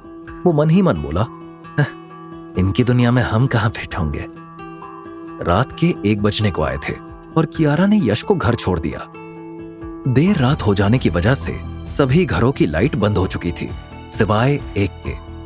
यश के नीचे वाले घर की लाइट अभी भी खिड़की से चालू दिख रही थी, जिसके अंदर श्रुति अपनी मां के साथ रहती थी। इतनी मेहनती लड़की है, दिन में काम भी करती है और रात को पढ़ाई भी, और एक ही मैडम है जिसे अपनी जान की भी परवाह नहीं। यश ने मन ही मन श्रुति का कंपैरिजन कियारा से किया। श्रुति और कियारा दोनों के बीच एज डिफरेंस भी मुश्किल से 1-2 साल ही था। एक तरफ कियारा अपने पिता के पैसों से पेट्रोल जलाने का स्ट्रगल करती थी, तो दूसरी ओर श्रुति अपनी मां का चूल्हा जलाने के लिए स्ट्रगल करती थी। जब से श्रुति के पिता गायब हुए थे, तब से ही घर की और श्रुति को पढ़ाने की जिम्मेदारी उसकी मां पर आ गई थी। उन्होंने जैसे तैसे ऊपर का जुगाड़ का रूम बनाकर यश को रेंट पर तो दे दिया था, लेकिन उसके रेंट के पैसों से भी उनकी पूर्ति नहीं हो पाती थी। प्रॉब्लम यह नहीं थी कि उनके खर्चे ज्यादा थे, बल्कि यह थी कि उसके गायब पिता अपने परिवार पर कर्ज का बोझ भी छोड़ गए थे, जिससे दोनों मां बेटी जूझ रही थी। श्रुति के पिता एक दिन अचानक से घर छोड़कर चले गए और तब से उनकी कोई खबर ही नहीं आई। श्रुति और उसकी मां को यह भी नहीं पता कि वो आदमी जिंदा भी है या नहीं। संपत्ति के नाम पर वो स्लम एरिया में एक 10 लाख रुपए का छोटा सा घर और 10 लाख रुपए का ही कर्जा छोड़ गए, जो उन्होंने डोंकी फ्लाइट के लिए किसी लेनदार से लिया था। इसी 18 लाख रुपए का इंटरेस्ट श्रुति और उसकी मां पिछले 10 सालों से भरते आ रहे थे। उसकी मां ने काफी मेहनत करी, घर के कई सामान बेच डाले, लेकिन उसके बाद भी वो 10 लाख रुपए की मूल रकम 1 रुपए से भी कम नहीं हो पाई। यश जैसे ही अंदर घुसा कि कामिनी बाहर आ गई और बोली, यश तू वापस आ गया है रे। तेरे को पुलिस वाले ने जाने दिया तो ठीक है ना रे। श्रुति की मां ने यश के सिर पर हाथ फेर कर कहा, जी कामिनी आंटी, हमारी बेल हो गई। यश ने उन्हें कंफर्ट करते हुए कहा, मेरे को पता था कि भगवान तेरे साथ बुरा नहीं होने देगा, लेकिन बेटा इसने करवाई तेरी बेल, वो भी इतनी जल्दी। कामिनी ने हैरानी से पूछा, छोड़िए ना आंटी, भगवान के आशीर्वाद से हम अब वापस आ गए हैं, और क्या चाहिए। खैर श्रुति कहाँ है? यश ने घर में इधर उधर देखते हुए पूछा। श्रुति तो रो रो कर पागल हो गई थी रे, मैंने उसे दवाई देकर जैसे तैसे सुला दिया। कामिनी ने कहा। यश देख पा रहा था कि कोई बात कामिनी को खाए जा रही है। इतने में कामिनी के फोन पर किसी अननोन नंबर से कॉल आया, लेकिन कामिनी ने उठाया नहीं। फिर से एक एक करके कॉल आने शुरू हुए। यश ने पूछा, क्या हुआ आंटी, कौन फोन किया जा रहा है आपको बार बार? लोन वाले गुंडे हैं, वो लेनदार का इंटरेस्ट क्या नहीं दिया, रोज फोन करके धमकी देता है, बोलता है कि पैसा नहीं दिया तो तेरी बेटी को उठा लेगा मैं। आज तो उसने घर आने की भी धमकी दी। श्रुति भी अब जवान हो गई है, मैंने सोच लिया है रे, श्रुति के साथ इससे पहले कुछ हो जाए मैं उसको लेकर अपने गांव चली जाऊंगी और वहां कोई ठीक ठाक लड़का देखकर उसकी शादी करवाऊंगी। कामिनी के उदास चेहरे के साथ यश का चेहरा भी लटक गया। यश ने मन ही मन कहा, नहीं नहीं, श्रुति को हम दूर नहीं जाने देंगे। वो लड़की काफी टैलेंटेड है और मेहनती है, हम उसकी जिंदगी ऐसे तबाह नहीं होने देंगे। वो अभी कामिनी से बात कर ही रहा था कि तभी अचानक से 2-3 गाड़ियां आकर रुकी और उनमें से एक आदमी उतरकर कामिनी की तरफ बढ़ा। कामिनी उसे देखते ही घबरा गई। वो कामिनी का लेनदार रघु था।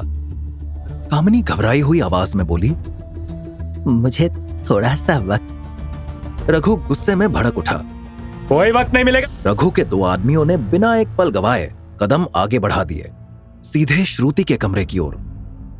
यश ये सब देखता रहा, उसका खून खौलने लगा, लेकिन उसके कदम जैसे जड़ हो गए थे। तभी दोनों आदमी श्रुति को कमरे से घसीटते हुए बाहर लाए। श्रुति और कामिनी की हालत देखकर यश के अंदर कुछ टूट सा गया। उसने भीड़ को चीरते हुए रघु की तरफ देखा और कांपती आवाज में बोला, अब इन लोगों को कछो मत करो, हम पैसों का कैसे भी करके इंतजाम करेंगे, आप परेशान मत हो। उसके इतना कहते ही रघु ने उसे धक्का दिया और कहा, घर में नहीं खाने को, अम्मा चली भुनाने को। इतना कहने के बाद रघु ने श्रुति को पकड़कर अपनी तरफ खींचा। जैसे ही श्रुति के गले से खून की धारा निकली, कामिनी घबराहट के मारे चीख पड़ी। यश ने जैसे ही श्रुति के गले पर चाकू देखा, उसने वहीं पर रखा हुआ एक बर्तन उठाकर रघु के हाथ पर मारा। उसके हाथ से चाकू नीचे गिर गया और रघु को चोट लग गई। इससे रघु का गुस्सा और बढ़ गया। उसने यश का कॉलर पकड़ लिया और कहा, तेरी इतनी हिम्मत, तू मेरे ऊपर हाथ उठाएगा? अब मैं तुझे जिंदा नहीं छोड़ूंगा। यश ने श्रुति और कामिनी की तरफ देखा। वो दोनों बहुत घबराई हुई थी। उसने कुछ सोचा और कहा, भाई माफ कर दो, आपको पैसा ही चाहिए ना? आपको पैसा हम देंगे, आप बस हमें कल तक का वक्त दे दो, हम आपको कल पैसा लाकर दे देंगे। उसके इतना कहते ही रघु रुक गया। एक तीखी हंसी के साथ वो यश की तरफ बढ़ा और ताना मारते हुए बोला, ओए लुटी हुई दुकान के उजड़े हुए मालिक, 10 लाख लेने हैं, इतने पैसे है तेरे पास? यश कुछ कह पाता उससे पहले ही रघु ने उसका कॉलर फिर से पकड़ लिया और खुद ही उसकी जेबें टटोलने लगा। एक जेब से एक मुड़ा तुड़ा 20 रुपए का नोट निकला। 20 रुपए? रघु ने सबके सामने नोट लहराया, फिर जोर से ठहाका लगाकर बोला, इतना लेकर आए हो हमें पटाने? इतना तो हम सिग्नल के भिखारियों को टिप देते हैं। फिर उसने जेब से एक सिक्का निकाला और यश की हथेली पर पटकते हुए बोला, ये ले 1 रुपया और, अब पूरे 21 हो गए। जा बाहर कोने में बैठ जा और भीख मांग। श्रुति और कामिनी सब देख रही थी। यश के चेहरे पर अपमान का गहरा जख्म उभर आया। उसकी मुट्ठियां भींच गई, लेकिन उसने कुछ नहीं कहा। उसकी आंखों में कुछ ठान लेने वाली चुप्पी उतर आई थी। रघु कामिनी की तरफ बढ़ा। यश ने बीच में ही उसका रास्ता रोक लिया और कहा, भाई भाई, हम आपको कल पैसे दे देंगे, आप हमसे 10 का 12 लाख ले लेना, लेकिन कल तक का वक्त दे दो। ये सुनते ही रघु के कान खड़े हो गए, लेकिन कामिनी और श्रुति का घबराहट के मारे चेहरा पीला पड़ गया। कामिनी ने तुरंत कहा, अरे यश, ये क्या बोल रहे हो? यश के कुछ बोलने से पहले ही रघु बोल पड़ा, ठीक है, डन।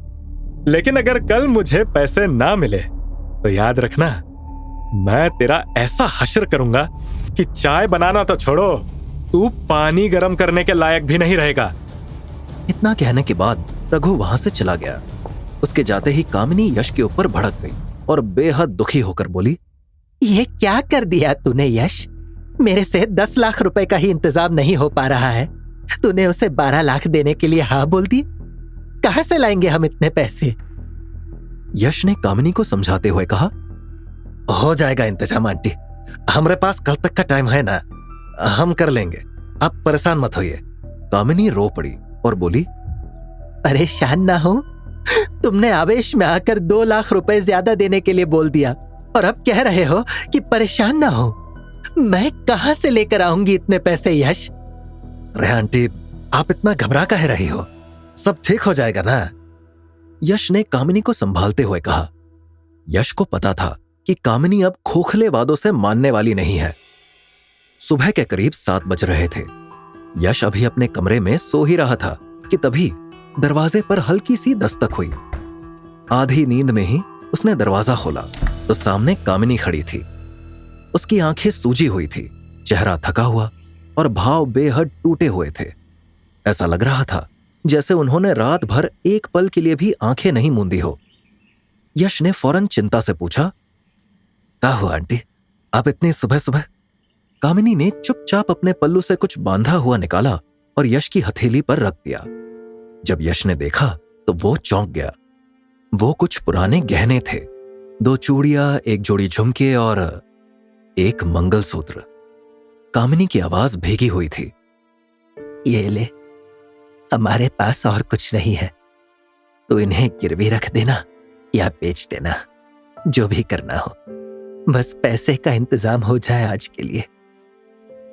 यश ने वो मंगलसूत्र देखा और उसका दिल भर आया।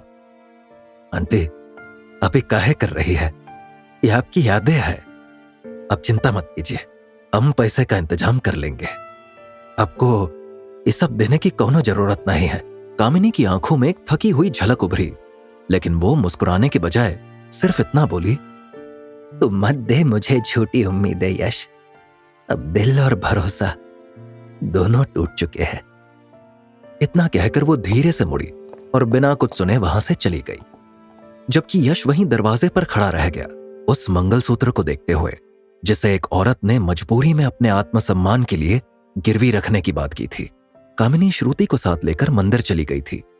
यश ने जल्दी जल्दी तैयार होकर रघु से मिलने का मन बना लिया, और जैसे ही दरवाजा खोला, एक काली चमचमाती कार उसके सामने आकर रुक गई। ब्रेक की आवाज हल्की थी, लेकिन यश का दिल जोर से धड़क उठा। कार की नंबर प्लेट पर उसकी नजर गई और उसके चेहरे के भाव एकदम बदल गए। अरे बाप रे, यहां क्या कर रही है? अगर किसी ने इसे देख लिया तो हम तो गए। वो बुदबुदाया और पीछे मुड़कर देखने ही वाला था कि कार का दरवाजा खुला। कियारा अग्रवाल अपने सिग्नेचर स्टाइल में सनग्लासेस उतारती हुई बाहर निकली। हाथ में एक भारी बैग था। उसकी चाल में वही घमंड और बिंदासपन था। तुम मुझे देखकर इतना शॉक क्यों हो? वो मुस्कुराई। यश ने तुरंत उसकी बाह पकड़ी और उसे खींचते हुए अंदर ले गया। दरवाजा बंद करते ही उसने गुस्से में कहा, अगर आपको मिलना ही था तो फोन कर देती, आप खुद ही यहां आ गई। अरे अगर किसी ने देख लिया तो? कियारा ने तल्खी से जवाब दिया, मुझे तुमसे मिलने का कोई शौक नहीं है मिस्टर यश, मैं बस तुम्हारा एडवांस देने आई थी। एडवांस? यश ने भौचक्का होकर पूछा। कियारा ने बिना कुछ कहे बैग खोला और जमीन पर पटका। अंदर 500 की गड्डियां चमक रही थी, गिनती में इतनी कि यश की आंखें फटी की फटी रह गई।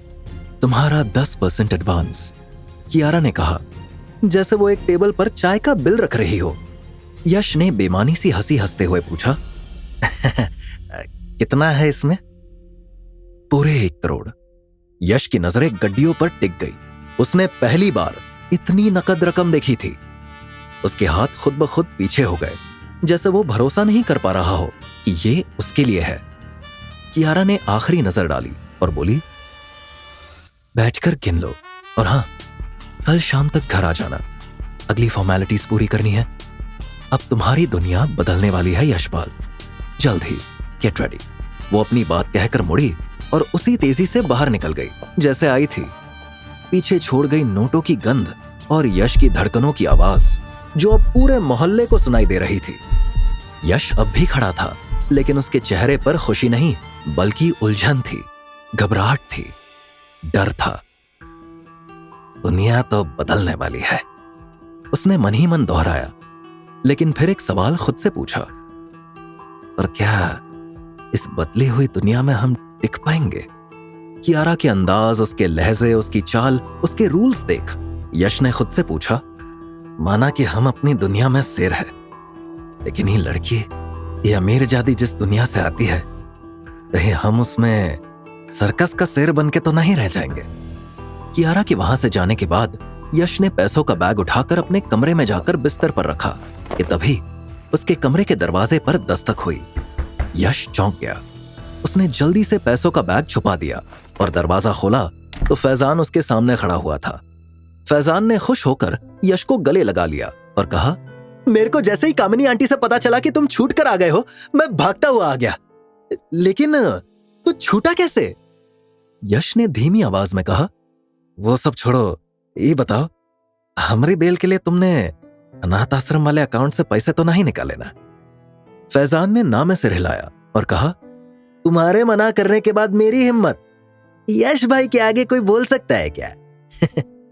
यश और फैजान अपना अपना काम करने के साथ साथ एक अनाथ आश्रम भी चलाते थे, जहां पर यश और फैजान हर महीने अपनी कमाई का कुछ हिस्सा देते थे।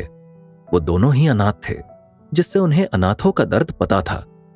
यश ने तुरंत कहा, अच्छा किया पैसे नहीं निकाले, हम और पैसे दे रहे हैं, इन्हें ले जाकर जमा कर दो।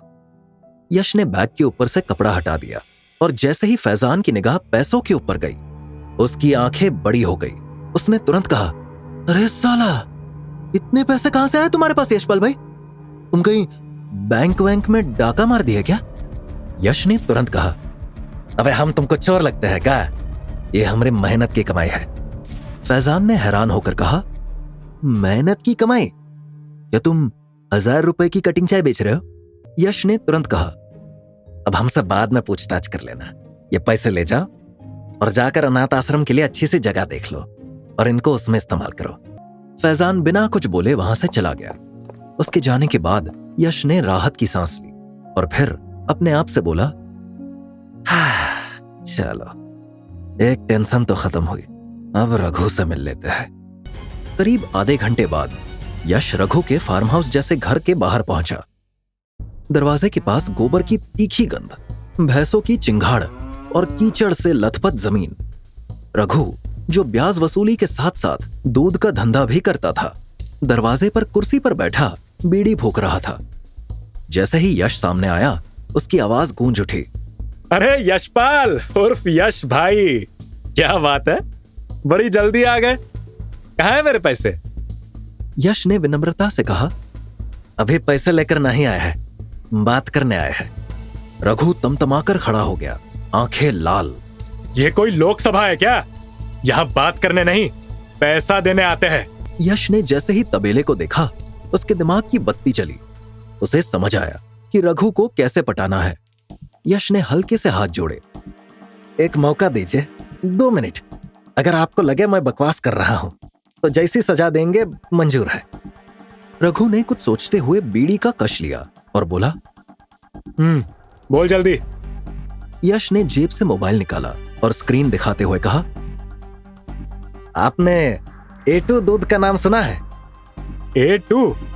कोई नई शराब है क्या? रघु ने आंखें मटकाई। यश मुस्कुराया, नहीं, असली सोना है। प्योर केमिकल फ्री दूध, देसी नस्ल की गायों से मिलता है, जैसे गिर, साहिवाल। इस दूध की डिमांड बड़े शहरों में और सेलिब्रिटीज के बीच बहुत तेजी से बढ़ रही है। यश ने स्क्रीन पर ब्रांड्स दिखाए। ये देखिए, 100 रुपए लीटर, सिर्फ इसीलिए कि ये A2 दूध है। और ये ब्रांड सिर्फ घी बेचकर करोड़ों बना चुका है। रघु अब ध्यान से सुन रहा था। यश ने आगे कहा, आपके पास तो सब कुछ है, जमीन, डेयरी का ढांचा, एक्सपीरियंस। बस गाय की नस्ल बदलिए, ऑर्गेनिक चारा डालिए और ब्रांडिंग पर फोकस कीजिए। यश ने एक वीडियो चलाया जिसमें एक सेलिब्रिटी कह रही थी, मैं सिर्फ बिना केमिकल वाला A2 दूध पीती हूँ। यश ने अपनी बात पूरी करते हुए कहा, schools, hospitals, high and societies सब इसके लिए ज्यादा पैसे देते हैं। आप चाहे तो इसका पनीर, घी और दही भी बेच सकते हैं और ऑनलाइन और ऑफलाइन दोनों में दहशत मचा सकते हैं। रघु ने बीड़ी का आखिरी कश लिया और बोला, बात तो कर रहा है पैसों वाली, तो है तो चाय वाला, लेकिन दिमाग किसी बिजनेसमैन से कम नहीं है। फिर रघु एक पल चुप रहा और बोला, ठीक है, पैसा माफ तो नहीं करूंगा, लेकिन तूने जो 10 का 12 कहा था, अब 10 का 10 देना। यश ने गहरी सांस ली। पैसे तो हम देंगे ही, लेकिन आपसे एक विनती है। क्या? रघु ने शक करते हुए पूछा। यश ने कहा, जब आप कामिनी आंटी से मिले तो उन्हें ये मत कहिए कि हमने पैसे दिया है। कहिए कि हमारा आइडिया आपको इतना पसंद आया कि आपने खुद ही से पैसा माफ कर दिया। रघु ने कुछ पल यश को घूरा, फिर हंसा। चल ठीक है, तेरे जैसा शातिर मैंने आज तक नहीं देखा। यश ने फैजान को कॉल किया, 10 लाख की रकम मंगवाई और रघु को थमाई। फिर दोनों साथ में कामिनी के घर पहुंचे। आंगन में कामिनी और श्रुति बैठी थी। रघु को देखकर दोनों के चेहरे पर डर छा गया, लेकिन रघु मुस्कुराते हुए बोला, ये छोकरा बड़ा तेज निकला, इसका एक आइडिया पसंद आया, तेरे पैसे माफ। श्रुति और कामिनी दोनों हैरान थी। ये कहकर रघु चला गया। श्रुति ने तुरंत यश की तरफ देखा। आपने उससे ऐसा क्या कह दिया? यश ने मुस्कुराते हुए कंधे उचका दिए। बस थोड़ा सा दिमाग लगाया। कामिनी की आंखें भर आई। वो उठी और यश को गले से लगा लिया। वो बोली, तू ना होता बेटा तो हम पता नहीं क्या करते। कुछ देर बाद यश और श्रुति पास की दुकान से आइसक्रीम लेकर नुक्कड़ पर खड़े थे। यश श्रुति को रघु वाला आइडिया बता रहा था कि तभी पीछे से किसी ने श्रुति के कंधे पर हाथ रखा। तो तुम यहाँ हो, मैं तुम्हें घर पर ढूंढ रहा था। उस आवाज के साथ ही श्रुति की हंसी जैसे जम गई। वो पलटी और सामने खड़े उस शख्स को देखकर उसका चेहरा एकदम सफेद पड़ गया। श्रुति ने पलटकर देखा और उसके चेहरे का रंग उड़ गया। मोहित? उसकी आवाज कांप रही थी। तुम यहाँ क्या कर रहे हो? मोहित ने नजरें घुमाकर यश को देखा और फिर 2 कदम श्रुति के और पास आकर बोला, मुझे अवॉइड करके अब तुम चाय वाले के साथ आइसक्रीम भी खाने लगी हो। अच्छा है। इतना कहकर मोहित ने श्रुति के कंधे पर हाथ रख दिया।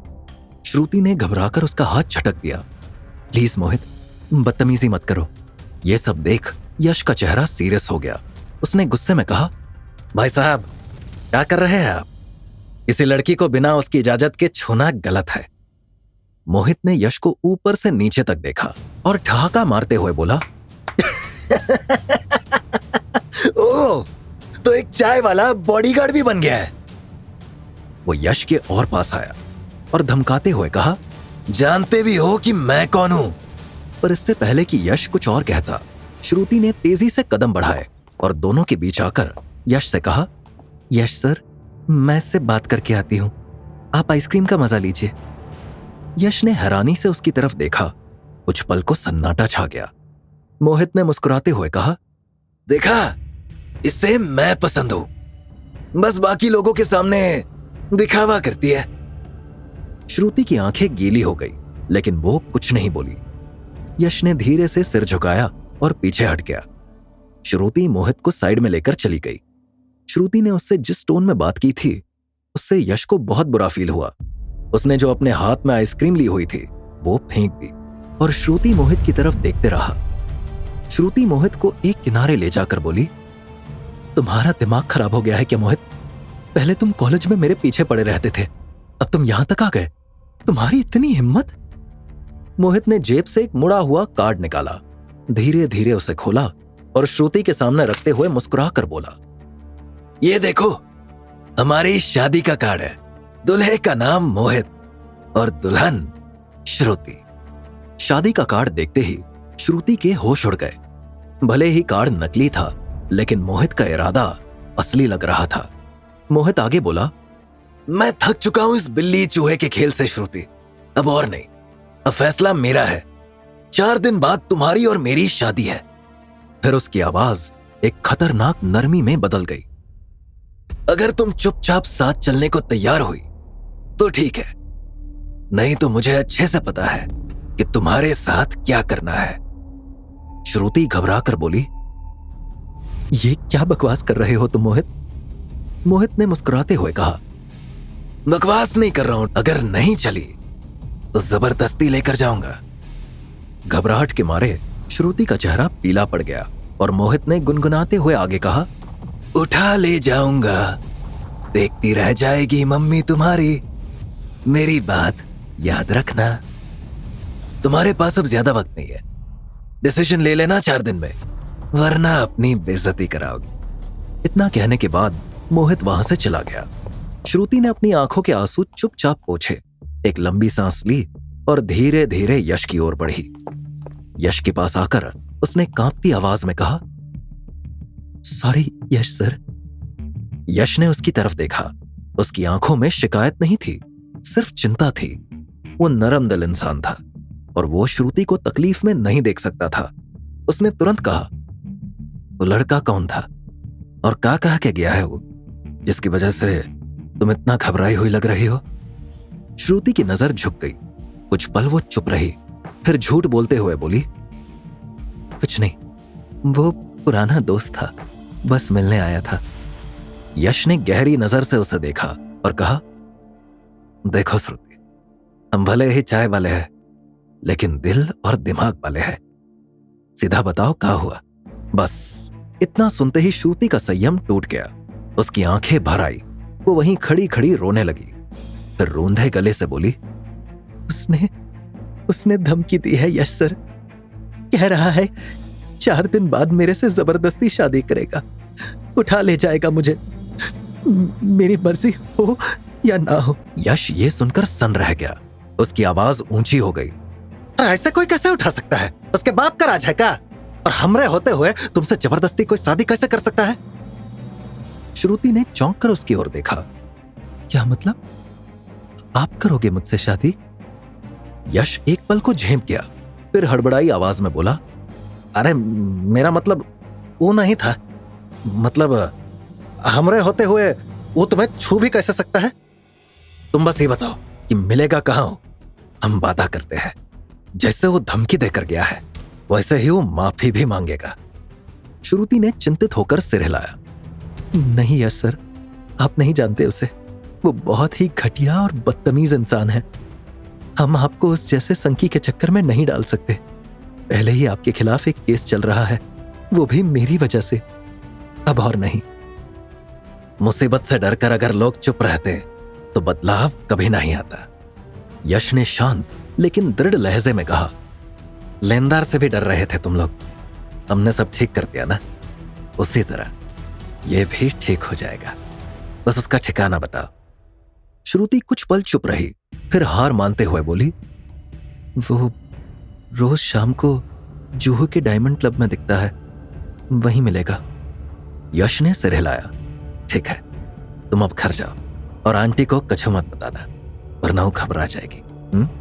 हम सब संभाल लेंगे। शाम हो चुकी थी। यश इससे पहले कभी क्लब वगैरह में नहीं गया था, इसीलिए वो थोड़ा सा सकुचा रहा था।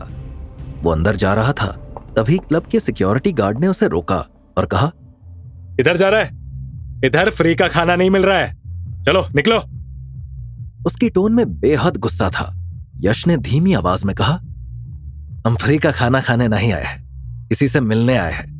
हमारा दोस्त अंदर है, प्लीज आप हमें अंदर जाने दो।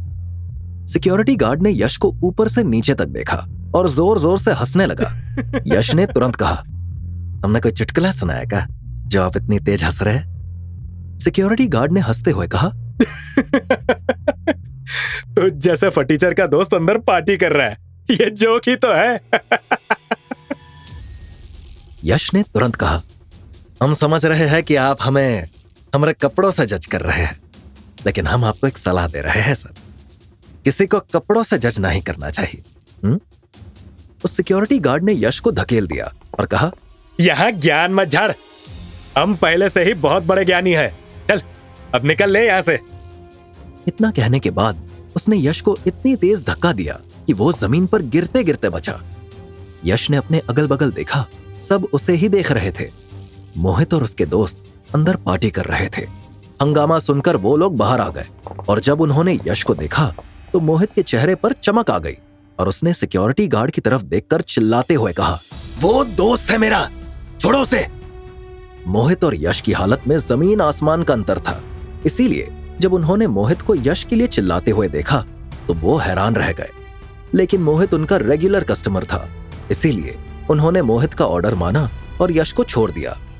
मोहित सीधा यश के पास पहुंचा और बोला, मुझे पता था तू जरूर आएगा, लेकिन इतनी जल्दी आएगा ये नहीं पता था। मैंने लोगों से गलत नहीं सुना था कि तू श्रुति का किराएदार बनकर उसके ऊपर डोरे डाल रहा है। इतना कहने के बाद अचानक से मोहित के एक्सप्रेशन बदल गए। उसने लपक कर यश का कॉलर पकड़ लिया और दांत पीसते हुए बोला, दूर रह तू श्रुति से। यश ने मोहित के हाथ से अपना कॉलर छुड़ाया और कहा, दूर तो हम आपसे रहने को कहने आए हैं, आप जो कर रहे हैं वो गलत है। किसी भी लड़की को ऐसे परेशान करना, उसकी इज्जत के साथ खिलवाड़ करना गलत है। अगर कोई लड़की आपसे प्यार नहीं करती और आप उसे जबरदस्ती हासिल करते हैं तो क्या हासिल होगा? आपने कभी सोचा है इसके बारे में? यश की बात सुनकर मोहित ने हंसना शुरू कर दिया और कहा, साले तू बस दिखने में फटीचर लग रहा है, ज्ञान तेरे पास बहुत है, इतना ज्ञान लाता कहां से? यश को बहुत बुरा लगा और उसने कहा, ये आप बहुत गलत कर रहे हैं। हम आपको फिर से बता रहे हैं कि अगर आपने श्रुति के साथ बदतमीजी करने की कोशिश की तो ठीक नहीं होगा। यश की टोन में धमकी थी। मोहित, जो आमतौर पर ऐसी धमकियों पर लोगों के हाथ पांव तोड़ दिया करता था, उसने यश की धमकी सुनते ही हंसना शुरू कर दिया और कहा, अरे भाई, तू इतना क्यों उस लड़की के लिए परेशान है जब तेरे पास ऑलरेडी एक गर्लफ्रेंड है? तू एक साथ दो को घुमाने के चक्कर में है क्या? यश चौंक गया और उसने कहा, कहना क्या चाहते हो? यश के सवाल पर मोहित यश की तरफ झुका और बोला, तुम्हें क्या लगता है यश चाय वाले कि मुझे तुम्हारे बारे में कुछ नहीं पता? तेरे और कियारा के बीच क्या चल रहा है बताऊं मैं श्रुति को? सोच रहा हूं बता ही देता हूं। अगर वो तुम्हारे प्यार में पड़कर मुझे मना कर रही होगी तो मुझे उसे मनाने में ज्यादा मेहनत नहीं करनी पड़ेगी। ये सुनते ही यश का चेहरा पीला पड़ गया, क्योंकि अगर उसका सच श्रुति के सामने आ जाता तो चीजें खराब हो सकती थी। इसीलिए उसने मैटर को संभालने की कोशिश करते हुए कहा, यह क्या बकवास कर रहे हो? मैं किसी कियारा को नहीं जानता। मोहित के चेहरे पर एक कनिंग स्माइल आ गई और उसने अपना फोन निकालकर यश के सामने रखा और बोला, लेकिन ये पिक्चर तो ये कह रही है कि तुम कियारा को बहुत अच्छे से जानते हो। हा? यश की निगाह उस पिक्चर पर गई। उसमें वो कियारा के बगल में लेटा हुआ था। ये उसी रात की पिक्चर थी जब यश कियारा को घर पर लेकर आया था। यश के दिमाग में काफी सवाल थे, लेकिन मोहित अपने दोस्तों को लेकर वापस क्लब में चला गया और सिक्योरिटी ने यश को घर भेज दिया। यश क्लब से चला आया, लेकिन रात भर यश को नींद नहीं आई थी। मोहित के हाथ में वो फोटो देखकर उसका दिमाग सुन्न पड़ गया था। वो फोटो जिसमें यश और कियारा एक निजी पल में दिखाई दे रहे थे, न सिर्फ यश की सच्चाई को उजागर कर सकती थी, बल्कि उसकी और श्रुति की पूरी दुनिया उलट सकती थी। अगले दिन की सुबह हो चुकी थी। यश उठा और बाहर निकला। पूरी रात नींद न आने की वजह से उसकी आंखें लाल थी और दिमाग में सिर्फ मोहित की धमकी गूंज रही थी। तभी फोन पर नोटिफिकेशन टोन बजी। यश ने फोन देखा। कियारा ने उसे नकली बॉयफ्रेंड बनाने के लिए अग्रीमेंट की कॉपी भेजी थी। यश उसे ओपन करने जा ही रहा था कि तभी उसकी निगाह श्रुति के ऊपर पड़ी। श्रुति कॉलेज जा रही थी। यश ने श्रुति को कॉलेज के गेट तक छोड़ा। एक तेज, कर्कश और बेहुदी आवाज पीछे से आई, अबे फटीचर, तेरी हिम्मत की दाद देनी पड़ेगी। क्लब में भी घुसाया था, अब इतने बड़े कॉलेज में भी चला आया। यश और श्रुति दोनों ने पलट कर देखा। मोहित था। वही घिनौनी मुस्कान, वही अकड़। यश को अपनी हालत पर बुरा फील हुआ, लेकिन श्रुति के चेहरे से खून उतर गया। मोहित ने यश को एक धीमी मगर तीखी मुस्कान दी, फिर श्रुति के पास गया और धीमे मगर चिकने लहजे में बोला, तुम भी ना किस फटीचर के चक्कर में पड़ी हो श्रुति? मान जाओ ना, मैं तुमसे प्यार करता हूं, रानी बनाकर रखूंगा तुम्हें। श्रुति की आंखों में आंसू आ गए। उसने चुपचाप यश की ओर देखा, जैसे अपनी नजरों से माफी मांग रही हो उस मजबूरी के लिए जो उसने उस पर थोप दी थी। मुझे जाने दो मोहित, मुझे देर हो रही है, उसने कहा और अपने आंसू छुपाती हुई तेजी से कॉलेज की ओर बढ़ गई। मोहित ने एक बार फिर यश की ओर रुख किया। उसकी आंखों में एक बेहुदी चालाकी थी।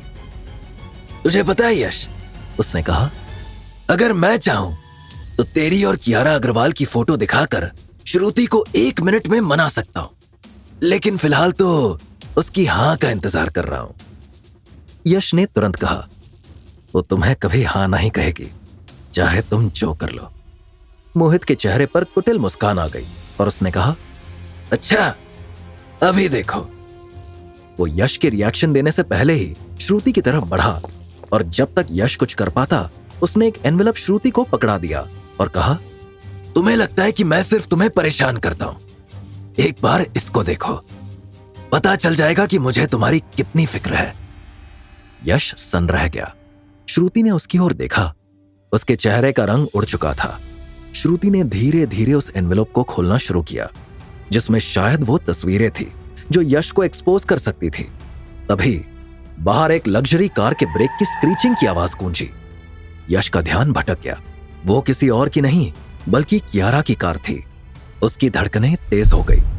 अब वो वाकई फंस चुका था। अगर श्रुति ने ये तस्वीरें देख ली और कियारा के बारे में जान लिया तो वो कभी यश का चेहरा नहीं देखेगी। और दूसरी तरफ अगर कियारा को पता चल गया कि श्रुति अब भी यश की जिंदगी में है तो यश और कियारा की कहानी खत्म। यश की सांसें जैसे रुक गई। एक तरफ कियारा थी और एक तरफ श्रुति। उसके दिमाग में शोर था, किसे बचाऊं, इसे खो दो। यश कभी एनवेलप खोलती हुई श्रुति को देख रहा था तो कभी अपनी तरफ बढ़ती कियारा की लग्जरी कार को। उसके दिल की धड़कनें किसी बिना ब्रेक की ट्रेन की तरह दौड़ रही थी। बस अब पोल खुलने ही वाली है। उसका दिल दहशत से कांप रहा था। श्रुति ने आखिरकार एनवेलप खोला, एक फोटो पेपर निकाला। उसकी नजरें ठहर गई। वो कभी तस्वीर को देख रही थी, कभी यश को।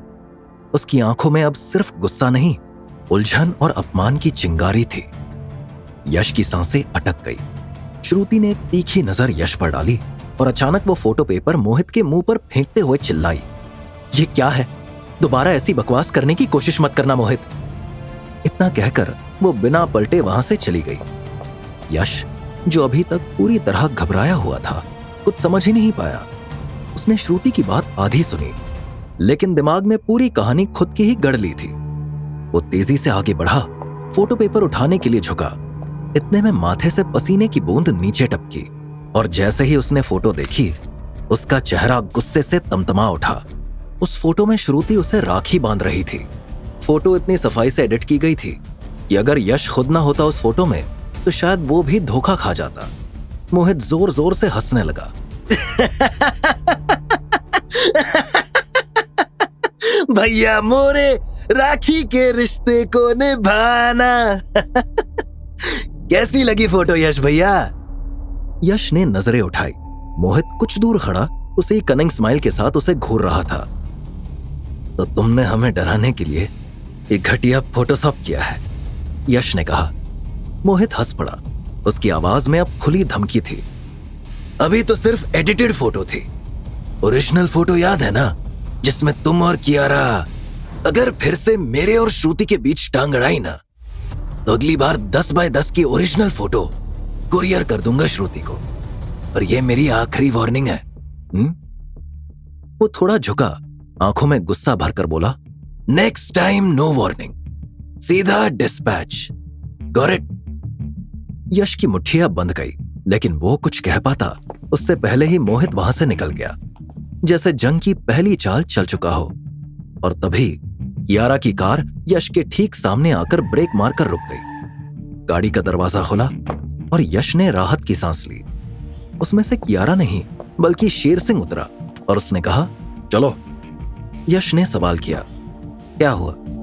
शेर सिंह ने यश के सवाल का जवाब दिए बिना यश का हाथ पकड़ा और एक झटके में उसे गाड़ी के अंदर खींच लिया।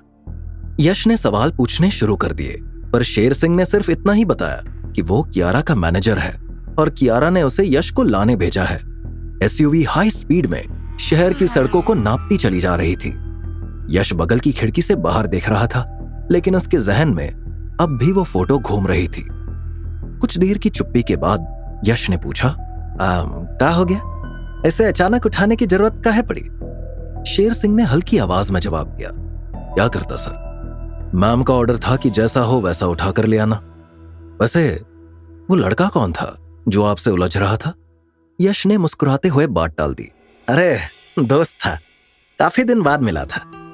शेर सिंह ने उसे देखते हुए टोका, मैं भी आदमी पहचानना जानता हूं यश सर। यश चुप हो गया। उसके दिमाग में अभी भी मोहित ही घूम रहा था। वो कैसे भी करके उस फोटो को मोहित के फोन से डिलीट करवाना चाहता था। अगर वो मोहित के फोन से उस फोटो को डिलीट करवा देता तो ही वो श्रुति से किए वादे को पूरा कर पाता। लेकिन यश और मोहित के बीच एक और बड़ी प्रॉब्लम थी। वो थी कियारा का कॉन्ट्रैक्ट। यश को नहीं पता था कि वो कॉन्ट्रैक्ट उसकी जिंदगी में अनेक तरह की अड़चनें पैदा करने वाला था।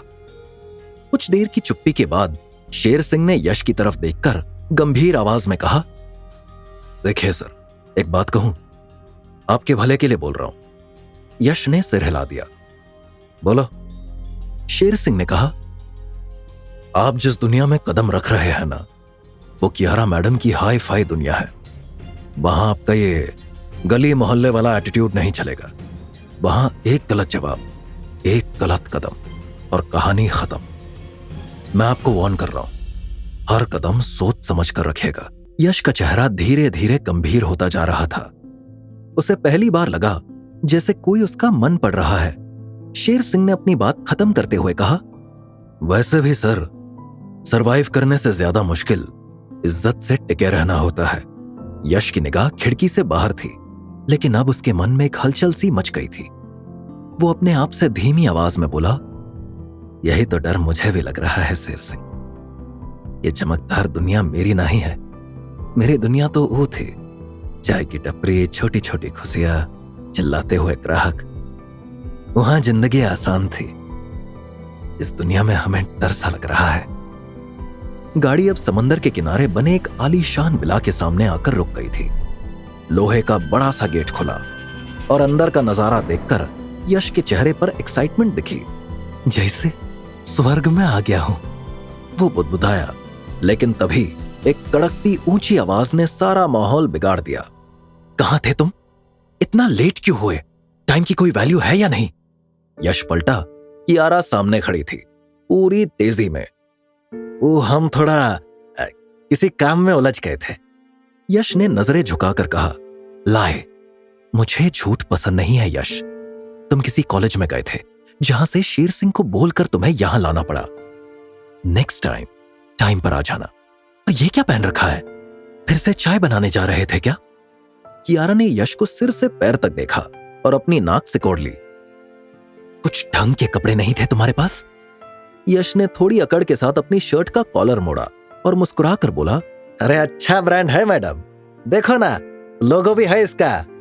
उसने बड़े शान से शर्ट पर छुपी फेडेड सी बड़े ब्रांड की निशानी दिखाई, जो असली कम और चाइना मार्केट वाली फर्स्ट कॉपी की भी थर्ड कॉपी लग रही थी। कियारा की आंखें पलटने को थी, चेहरा लाल हो चुका था। इससे पहले कि उसका गुस्सा ज्वालामुखी बनकर फूटता, यश ने खुद ही डैमेज कंट्रोल शुरू कर दिया। अब देखो मैडम, हम ठहरे चाय वाले, बड़े ब्रांड के कपड़े कहां से लाए हैं? जो था पहन लिए। जिस दिन पैसे होंगे उस दिन असली वाला खरीद लेंगे, दुकान समेत। कियारा ने उसकी बात सुनी, लेकिन जैसे कुछ भी फनी ना हो। पैसे होंगे मतलब? कल मैंने तुम्हें 1 करोड़ कैश दिए थे, उसका क्या हुआ? यश ने बिना झिझक, बिना पछतावे और छाती चौड़ी करके कहा, डोनेट कर दिए। हमारे ऑर्फनेज को जरूरत थी, वहीं दे दिए। कियारा की भौहें चढ़ गई। उसके चेहरे पर पहले गुस्से की झलक थी, लेकिन फिर उसकी आंखों में एक अजीब सी नरमी उभर आई, जैसे किसी ने उसकी एक्सपेक्टेशंस को उल्टा मोड़ दिया हो। वो चौंक कर बोली, 1 मिनट, तुमने 1 करोड़ रुपए डोनेट कर दिए? बीइंग अ चाय वाला, तुम्हारे पास इतने पैसे आए और तुमने खुद पर 1 पैसा नहीं खर्चा? यश ने कंधे उचकाते हुए जवाब दिया, हमने आपसे पैसों के लिए डील नहीं की थी और आई हुई लक्ष्मी को ठुकरा भी नहीं सकते थे, इसीलिए जहां उसकी सबसे ज्यादा जरूरत थी वहीं दे दिए। खुद के लिए पैसे तो हम अपनी मेहनत से कमाएंगे, अपना खुद का बिजनेस करेंगे, अपने दम पर खड़े होंगे। कियारा उसे कुछ देर तक बस देखती रही, पहली बार जैसे उसने कोई दरिया दिल इंसान देखा हो। उसके होंठों पर एक हल्की मुस्कान आ गई। इंटरेस्टिंग, तुम जैसे लोग आजकल मिलते कहां हैं? यश ने आंखें नचाई और बोला, हम शोरूम के सोफे नहीं है मैडम, रेयर एंटिक पीस है। कियारा एक पल को हंसी, फिर पहली बार अपने कोल्ड एक्सप्रेशन को तोड़ते हुए बोली, तुम इरिटेटिंग तो बहुत हो, पर इंप्रेसिव भी। यश ने शरारत से कहा, अरे वाह, तारीफ सुन ली आज। अब तो कॉन्ट्रैक्ट से पहले ही बॉन्ड बनता लग रहा है। बैठो, कियारा ने कहा अपने इमोशन छुपाते हुए। मैं आ रही हूं, रुको। यश ने धीमे से कहा, जैसे कुछ दिल से निकल रहा हो। वो थैंक यू कहना था, हमें लेने के लिए कार भेजी आपने, अच्छा लगा। वेलकम। कियारा का वेलकम उतना ही वेलकमिंग था जितना हॉस्पिटल में मिलने आया कोई रिश्तेदार। यश एक मुस्कुराहट के साथ सोफे पर बैठ गया और फिर उसकी निगाहें घूमने लगी। हर कोने में लग्जरी झलक रही थी। सी फेसिंग विला, मुंबई जैसे शहर में जहां ताबूत जितने फ्लैट भी करोड़ों में मिलते हैं, और ये तो पैलेस जैसा है। यश ने मन ही मन सोचा, लेकिन इस बार उसके चेहरे पर कोई एक्साइटमेंट या खुशी नहीं थी। उसने गहरी सांस ली और मन ही मन कहा, इतनी महंगी और चमकदार दुनिया हमरे जैसे सीधे साधे इंसान को निगल तो नहीं जाएगी। उसी पल कियारा हाथ में कॉफी ट्रे लेकर आई, चेहरा अब भी तीखा लेकिन थोड़ी थकी हुई सी। यश ने मुस्कुराते हुए कप उठाया काफी अच्छा घर है आपका, पर कोई और दिख काहे नहीं रहा? क्योंकि यहां सिर्फ मैं रहती हूं, कियारा ने सपाट स्वर में कहा।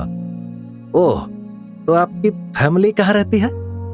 यश की आंखों में जेन्युइन क्यूरियोसिटी थी, पर उसी क्यूरियोसिटी से कियारा को चिढ़ थी। कुछ पल की चुप्पी के बाद उसने बिना यश की आंखों में देखे जवाब दिया, शादी को लेकर पेरेंट्स से डिस्प्यूट है, तभी उनसे दूर हूं और अकेली रहती हूं।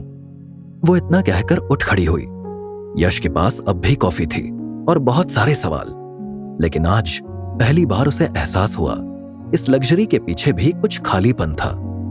यश को लगा कि ज्यादा अमीर हो जाने के भी नुकसान थे।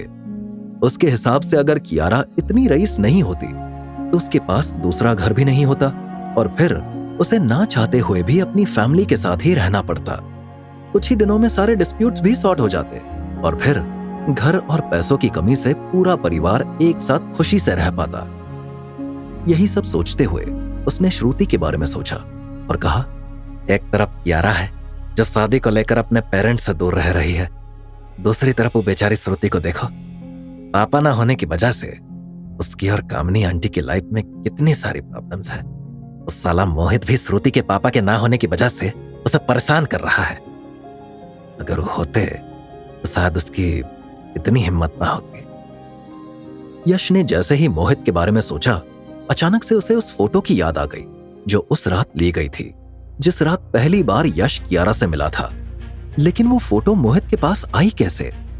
उसने कियारा की तरफ देखा जो कॉफी की चुस्कियां ले रही थी और अपने आप से कहा, हमें कियारा से फोटो के बारे में पूछना चाहिए, कहीं मोहित को इनके थ्रू ही तो फोटो नहीं मिला। यश कुछ देर के लिए खामोश रहा, तभी कियारा ने कॉफी खत्म की और रिलैक्स हुई। यश को सवाल पूछने का मौका दिखा और उसने कहा, अच्छा, हमारी और आपकी जो फोटो थी वो रात की, जो आपने हमें दिखाई थी और कहा था कि किसी ने चुपके से वो रात खींच ली थी, वो आपने किसी को भेजी थी क्या? कियारा चौंकते हुए बोली, What the hell? Are you out of your senses? या ये किसी तरह का मजाक है? मैं अपनी फोटो किसी और को क्यों भेजूंगी? लेकिन 1 मिनट, तुम ये सवाल क्यों कर रहे हो? क्या तुमने वो फोटो किसी और के पास देखी है? यश बिल्कुल नहीं सकपकाया और फेक स्माइल करते हुए बोला, अरे नहीं, हम बस ऐसे ही पूछ रहे थे। तो कहा है ना, हमारे लिए जानना जरूरी है कि हमारी तुम्हारे साथ वाली फोटो कितने लोगों के पास है। यश की बात सुनकर कियारा ने अपना माथा पकड़ लिया। उसे गुस्सा तो बहुत आ रहा था, लेकिन उसने गुस्सा कंट्रोल किया और कहा, ऐसी क्यूरियोसिटी को थोड़ा दबा कर रखो, मैं वैसे ही टेंशन में रहती हूं और टेंशन ना दो मुझे। लेकिन यश कहीं खो गया। सोच में डूबा हुआ उसने खुद से कहा, अगर कियारा ने वो फोटो नहीं दी तो फिर मोहित के पास वो फोटो आई कैसे? या किसी और ने ली थी? और कौन और काहे? उसके दिमाग में सवालों की आंधी चल रही थी। कियारा ने उसकी खोई हुई नजरों को देखा और फिर टोका, वैसे मैंने तुम्हें सुबह एक अग्रीमेंट भेजा था मैसेज पर, तुमने देखा क्या?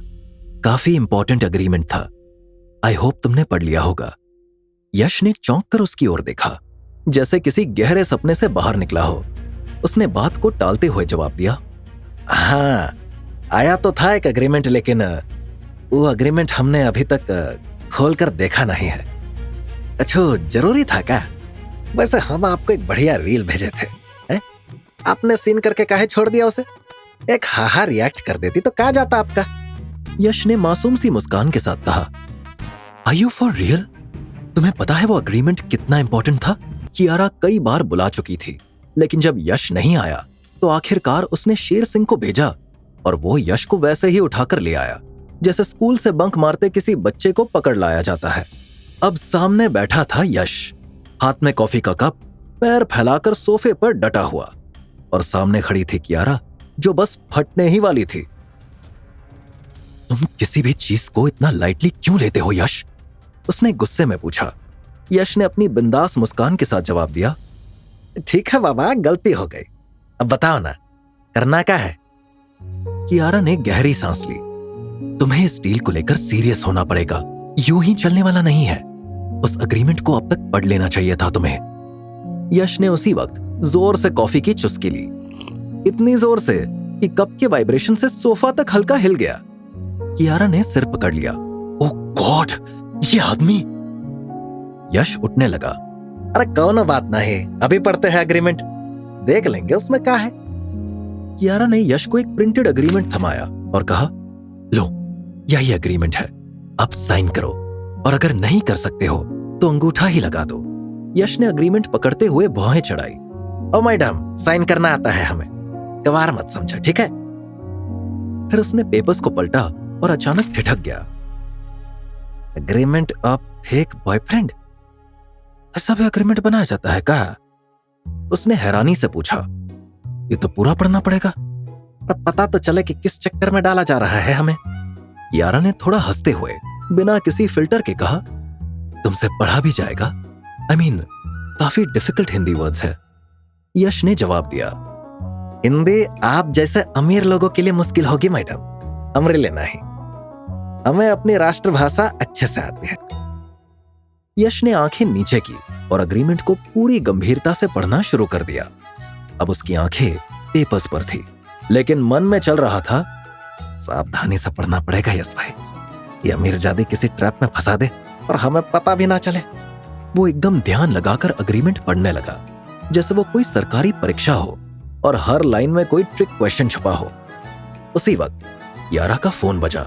उसने एक रुकती हुई नजर यश पर डाली और अपना मोबाइल लेकर गार्डन की तरफ चली गई।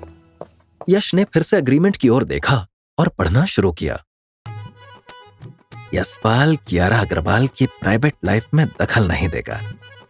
यशपाल कियारा अग्रवाल का बॉयफ्रेंड होते हुए भी उसके साथ कोनो शारीरिक, भावनात्मक या मानसिक जबरदस्ती नहीं करेगा। यशपाल कियारा के नाम, चेहरे या ब्रांड से जुड़ा कोनो भी लाभ उसकी अनुमति के बिना नहीं उठा सकेगा। वह उसे बिना इजाजत के छू भी नहीं सकेगा। यश की आंखें चौड़ी हो गई। उसने वो लाइन 2-2 बार पढ़ी। मतलब पूरे डील में रोमांस का आर भी नहीं है, सिर्फ रूल्स ही रूल्स। वो बुदबुदाया और फिर सोफे पर थोड़ा पीछे टिकते हुए सोचा, चलो ठीक है, एंटरटेनमेंट नहीं मिलेगा लेकिन पैसा तो मिलेगा, 10-20 करोड़ मिलेंगे, ऑर्फनेज के बच्चों की जिंदगी सेट हो जाएगी और हम भी अपने लिए एक जिंदगी बना लेंगे। कॉन्ट्रैक्ट पूरा होते ही मैडम को बाय बाय।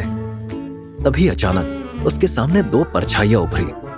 उसके अपने 2 ऑल्टरनेट ईगोस, एक पॉजिटिव यश और एक नेगेटिव वाला। पॉजिटिव यश ने मुस्कुराकर कहा, अरे साइन कर दे यश, ये मौका फिर नहीं मिलेगा। अरे तो ऑर्फनेज के बच्चों के लिए ही तो ये सब कर रहा है ना। यश ने गहरी सांस ली और जवाब दिया, 90 लाख पहले ही डोनेट कर चुका हूं उनके लिए, ये एग्रीमेंट के चलते हम और पैसा डोनेट करेंगे। नेगेटिव यश तिरछा मुस्कुराया, अरे तो क्या करेगा, उनके लिए जेल चला जाएगा, ये एग्रीमेंट एक चमचमाती जेल है, नो लव नो रिस्पेक्ट, बस कियारा की गुलामी। पॉजिटिव यश ने धीमे से कहा, कियारा कोनो बुरी इंसान नहीं है, उसने कभी किसी को नुकसान नहीं पहुंचाया, वो बस टूटी हुई है और तुझे उसकी हेल्प करनी चाहिए। नेगेटिव यश हंस पड़ा, ये लड़की तुझे यूज कर रही है, देखा कैसे तेरा नाम एग्रीमेंट में शर्तों के साथ लिखा है, जैसा तू कोनो किराया का कुत्ता हो। रिच लोग ऐसे ही होते हैं, बाहर से स्वीट, अंदर से कड़वे। यश ने अपने बालों में हाथ फिराया, जैसे कंफ्यूजन की गिरोह को सुलझा रहा हो। पॉजिटिव यश ने फिर कहा, तेरे पास मौका है, सिर्फ अपने लिए नहीं, दूसरों के लिए कछु करने का। और क्या पता, हो सकता है ये रूखी सी कहानी में कहीं कोनो चैप्टर बदल जाए है? और कियारा के साथ तुझे अपना बिजनेस खड़ा करने का मौका मिल जाए। नेगेटिव यश नजदीक आकर फुसफुसाया, बिजनेस तेरे साथ? कियारा की बिलियनर वाली दुनिया में तेरी कौनो औकात नहीं है, तू एक चाय वाला है यस, और ये लोग तेरे जैसों को सिर्फ मजबूरी में अपनाते हैं, कभी दिल से नहीं। यश ने एग्रीमेंट उठाया, उसे एक बार फिर से देखा। अभी वो अगला पेज पलटने ही वाला था कि तभी उसका मोबाइल जोर से वाइब्रेट करने लगा। श्रुति का कॉल था। यश का चेहरा एक पल में गंभीर हो गया। उसने जल्दी से कॉल उठाया और वहां से श्रुति के रोने की आवाज आई। हेलो श्रुति, क्या हुआ, रो काहे रही हो? उधर से बस सिसकियों की आवाज आई। मोहित ने? वो बस इतना ही कह पाई, फिर आवाज टूट गई। क्या किया मोहित ने श्रुति? साफ साफ बताओ। यश की आवाज अब घबरा गई थी, जैसे उसका दिल किसी अनदेखी आग में झुलस रहा हो। श्रुति ने सांसों को कंट्रोल करते हुए पूरा किस्सा सुनाया। आपके जाने के बाद कॉलेज में मोहित ने मुझे बार बार परेशान किया। मैंने इग्नोर किया तो वो मेरे पीछे पीछे घर तक आ गया। वहां भी जबरदस्ती करने लगा। बहुत डरावना हो गया था सब कुछ। अगर वो बार बार ऐसा करता रहा तो मैं शायद। यश जैसे सोफे से गिरते गिरते बचा। उसने गुस्से में कहा, अरे क्या बोल रही हो तुम श्रुति? तुम इतनी स्ट्रांग हो? ऐसी बात मत करो। कामिनी आंटी कहाँ है अभी? श्रुति ने रूंधी हुई आवाज में जवाब दिया, वो भी यही है। मोहित ने उन्हें भी बहुत बुरा भला कहा, उनके साथ भी बदतमीजी की। अब तो मैं टूट गई हूं यश सर। मैंने आपसे छुपाया था, लेकिन वो मुझे बहुत टाइम से परेशान कर रहा है। अब हद पार कर दी है। इतना कहकर वो फपक कर रो पड़ी। यश को अब पूरा यकीन हो गया था, ये सिर्फ एक मन चले की हरकत नहीं थी, ये सीधा हमला था श्रुति की इज्जत पर। उसने फोन कान से थोड़ा हटाया, एक गहरी सांस ली और खुद से कहा, बस बहुत हो गया। वो फिर से कॉल पर आया और शांत लेकिन ठोस आवाज में बोला, श्रुति सुनो, रो मत, मैं आ रहा हूं। आधे घंटे में वहां पहुंच जाऊंगा। तब तक किसी से बात मत करना, खुद से भी नहीं। श्रुति कुछ बोल नहीं पाई, बस हल्का सा सुनाई दिया। यश ने फोन रखा। उसकी आंखों में अब चाय वाले वाली मासूमियत नहीं थी, अब उसमें चिंगारी थी। यश ने पेपर्स को वैसे ही छोड़ दिया और उठकर जाने लगा। तभी पीछे से शेर सिंह की भारी आवाज गूंज पड़ी। कहां जा रहे हो आप? यश ने बिना मुड़े जवाब दिया। अब तुम भी सवाल करोगे मुझसे शेर सिंह? तुम जानते नहीं कि हम मैडम के क्या लगते हैं? शेर सिंह ने अपनी जगह से हिलते हुए कड़क आवाज में कहा, मैडम ने आपको किराए पर बुलाया है सर, यह हमें पता है। अभी अग्रीमेंट साइन नहीं हुआ है, इसीलिए पहले अग्रीमेंट साइन कीजिए। यश के चेहरे का रंग बदल गया और उसने कहा, हम बिना पूरा पढ़े साइन नहीं करने वाले, और अभी हमें एक बहुत जरूरी काम से जाना है। जब लौटेंगे तब बात करेंगे। यश जाने के लिए मुड़ा ही था कि शेर सिंह ने उसका हाथ पकड़ लिया।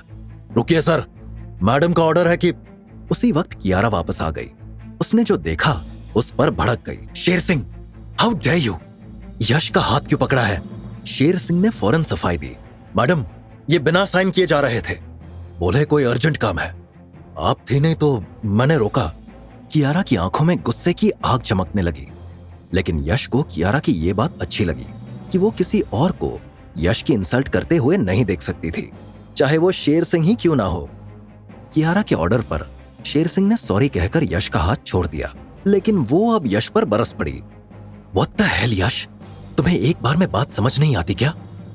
ये अग्रीमेंट मजाक नहीं है। तुम इतनी बड़ी डील को इतने हल्के में कैसे ले सकते हो? यश ने नजरें मिलाते हुए ठंडे लेकिन ठोस लहजे में कहा, हमें इससे भी ज्यादा जरूरी काम से जाना है। जब वो पूरा कर लेंगे फिर आकर बैठेंगे, तब बात भी करेंगे और पढ़कर साइन भी। कियारा ने गुस्से में कहा, नो, तुम कहीं नहीं जा सकते। इमीडिएटली साइन करो इन पेपर्स पर। ये चूहू चौपाटी की टपरी नहीं है, और ना ही मैं तुम्हारी सड़ी हुई कोई कस्टमर जो तुम्हारे मूड का वेट करूं। अब यश की आंखें भी जलने लगी थी। वो खुद पर तंज सह लेता, अपने कस्टमर्स पर नहीं। उसने थोड़ा आगे झुकते हुए कहा, मैडम, हमारे बारे में आपको जो कहना है कही, पर हमारी टपरी और हमारे कस्टमर्स के बारे में जुबान संभाल कर बोलिए। अगर वो दिन हमने देर तक दुकान ना खोली होती, अगर हमने अपने कस्टमर्स को ठीक से सर्व ना किया होता, तो शायद आज हम आपके सामने खड़े भी ना होते। उसी मेहनत की वजह से आपकी फैंसी दुनिया में घुसे हैं हम, और उसी मेहनत पर आप तंज कस रही है। कियारा ने गुस्से में मोबाइल पटकते हुए कहा, बकवास बंद करो, हमें नहीं सुननी तुम्हारी ये लोकल फिलॉसफी। अग्रीमेंट साइन करो और जाकर जो करना है करो। यश की आंखें एक पल के लिए सर्द हो गई। उसका दिमाग श्रुति में अटका था। लेकिन अग्रीमेंट को बिना पढ़े साइन करना उसके उसूल के खिलाफ था। उसने शांत लेकिन ठोस आवाज में कहा, मैडम, हम अभी साइन नहीं कर सकते। जो जरूरी काम है उसे निपटा कर लौटेंगे, फिर डील साइन करेंगे। ये बात आपको अच्छी लगे या बुरी, हमें फर्क नहीं पड़ता। कियारा का चेहरा तमतमा उठा। वो सीधा यश की ओर बढ़ी। तुम खुद को समझते क्या हो यश? मैंने तुम्हें एक इंपॉर्टेंट काम के लिए बुलाया है और तुम हो कि बार बार डिले कर रहे हो। क्या कोई जज हो तुम जो बार बार तारीख दे रहे हो? मैं तुमसे अग्रीमेंट पढ़ने को कह रही हूं तो ऑब्वियो है कि कुछ इंपॉर्टेंट होगा, लेकिन तुम्हें तो बस अपनी धुन में रहना है। यश ने कियारा से कहा, हम जानते हैं कि हमें अग्रीमेंट पढ़ना है और फिर साइन करना है, लेकिन अभी नहीं। अभी हमें दूसरे काम से जाना है। वो काम खत्म करके तुरंत करेंगे। कियारा झल्ला गई। इतना समझाने के बाद भी यश उसकी बात नहीं समझ रहा था, तो उसने कहा, do you have any idea कि तुम मेरा कितना टाइम वेस्ट कर रहे हो? अगर तुम्हें नहीं करना है तो सीधा मना करो एंड लीव। यश के दिमाग में श्रुति गूंज रही थी। उसने सीधे कियारा की आंखों में देखा और कहा, ठीक है मैडम, तो फिर सुन लीजिए, हम आपके लिए अब काम नहीं करेंगे। कियारा चौंकी। क्या कहना चाह रहे हो तुम? यही कि अब हम जा रहे हैं। हम ये एग्रीमेंट अभी के अभी साइन नहीं करेंगे। इतना कहकर यश मुड़ गया। शेर सिंह ने एक पल के लिए रास्ता रोकने की कोशिश की, लेकिन यश की आंखों में जो गुस्सा था उसे देखकर शेर सिंह एक पल रुका, फिर साइड हो गया। यश दरवाजे की ओर बढ़ा। कियारा की आवाज पीछे से आई, ठीक है, जाना है तो जाओ, लेकिन मेरे पैसे वापस देकर जाओ। I want my money back. पैसों का जिक्र सुनते ही यश के कदम जैसे वहीं थम गए। उसका चेहरा अचानक पीला पड़ गया। मन ही मन वो हिसाब लगाने लगा कि उसने वो सारे पैसे तो खर्च कर दिए थे। 1 करोड़ का भारी रकम का ख्याल आते ही उसकी हथेलियां पसीने से भीगने लगी। अब क्या करेगा यश? आगे की कहानी जानने के लिए देखिए अगला एपिसोड सिर्फ पॉकेट एफएम के यूट्यूब चैनल पर, और चाय वाला बना बिलियनर के सारे एपिसोड्स को सुनने के लिए डिस्क्रिप्शन में दी लिंक से डाउनलोड करें पॉकेट एफएम ऐप।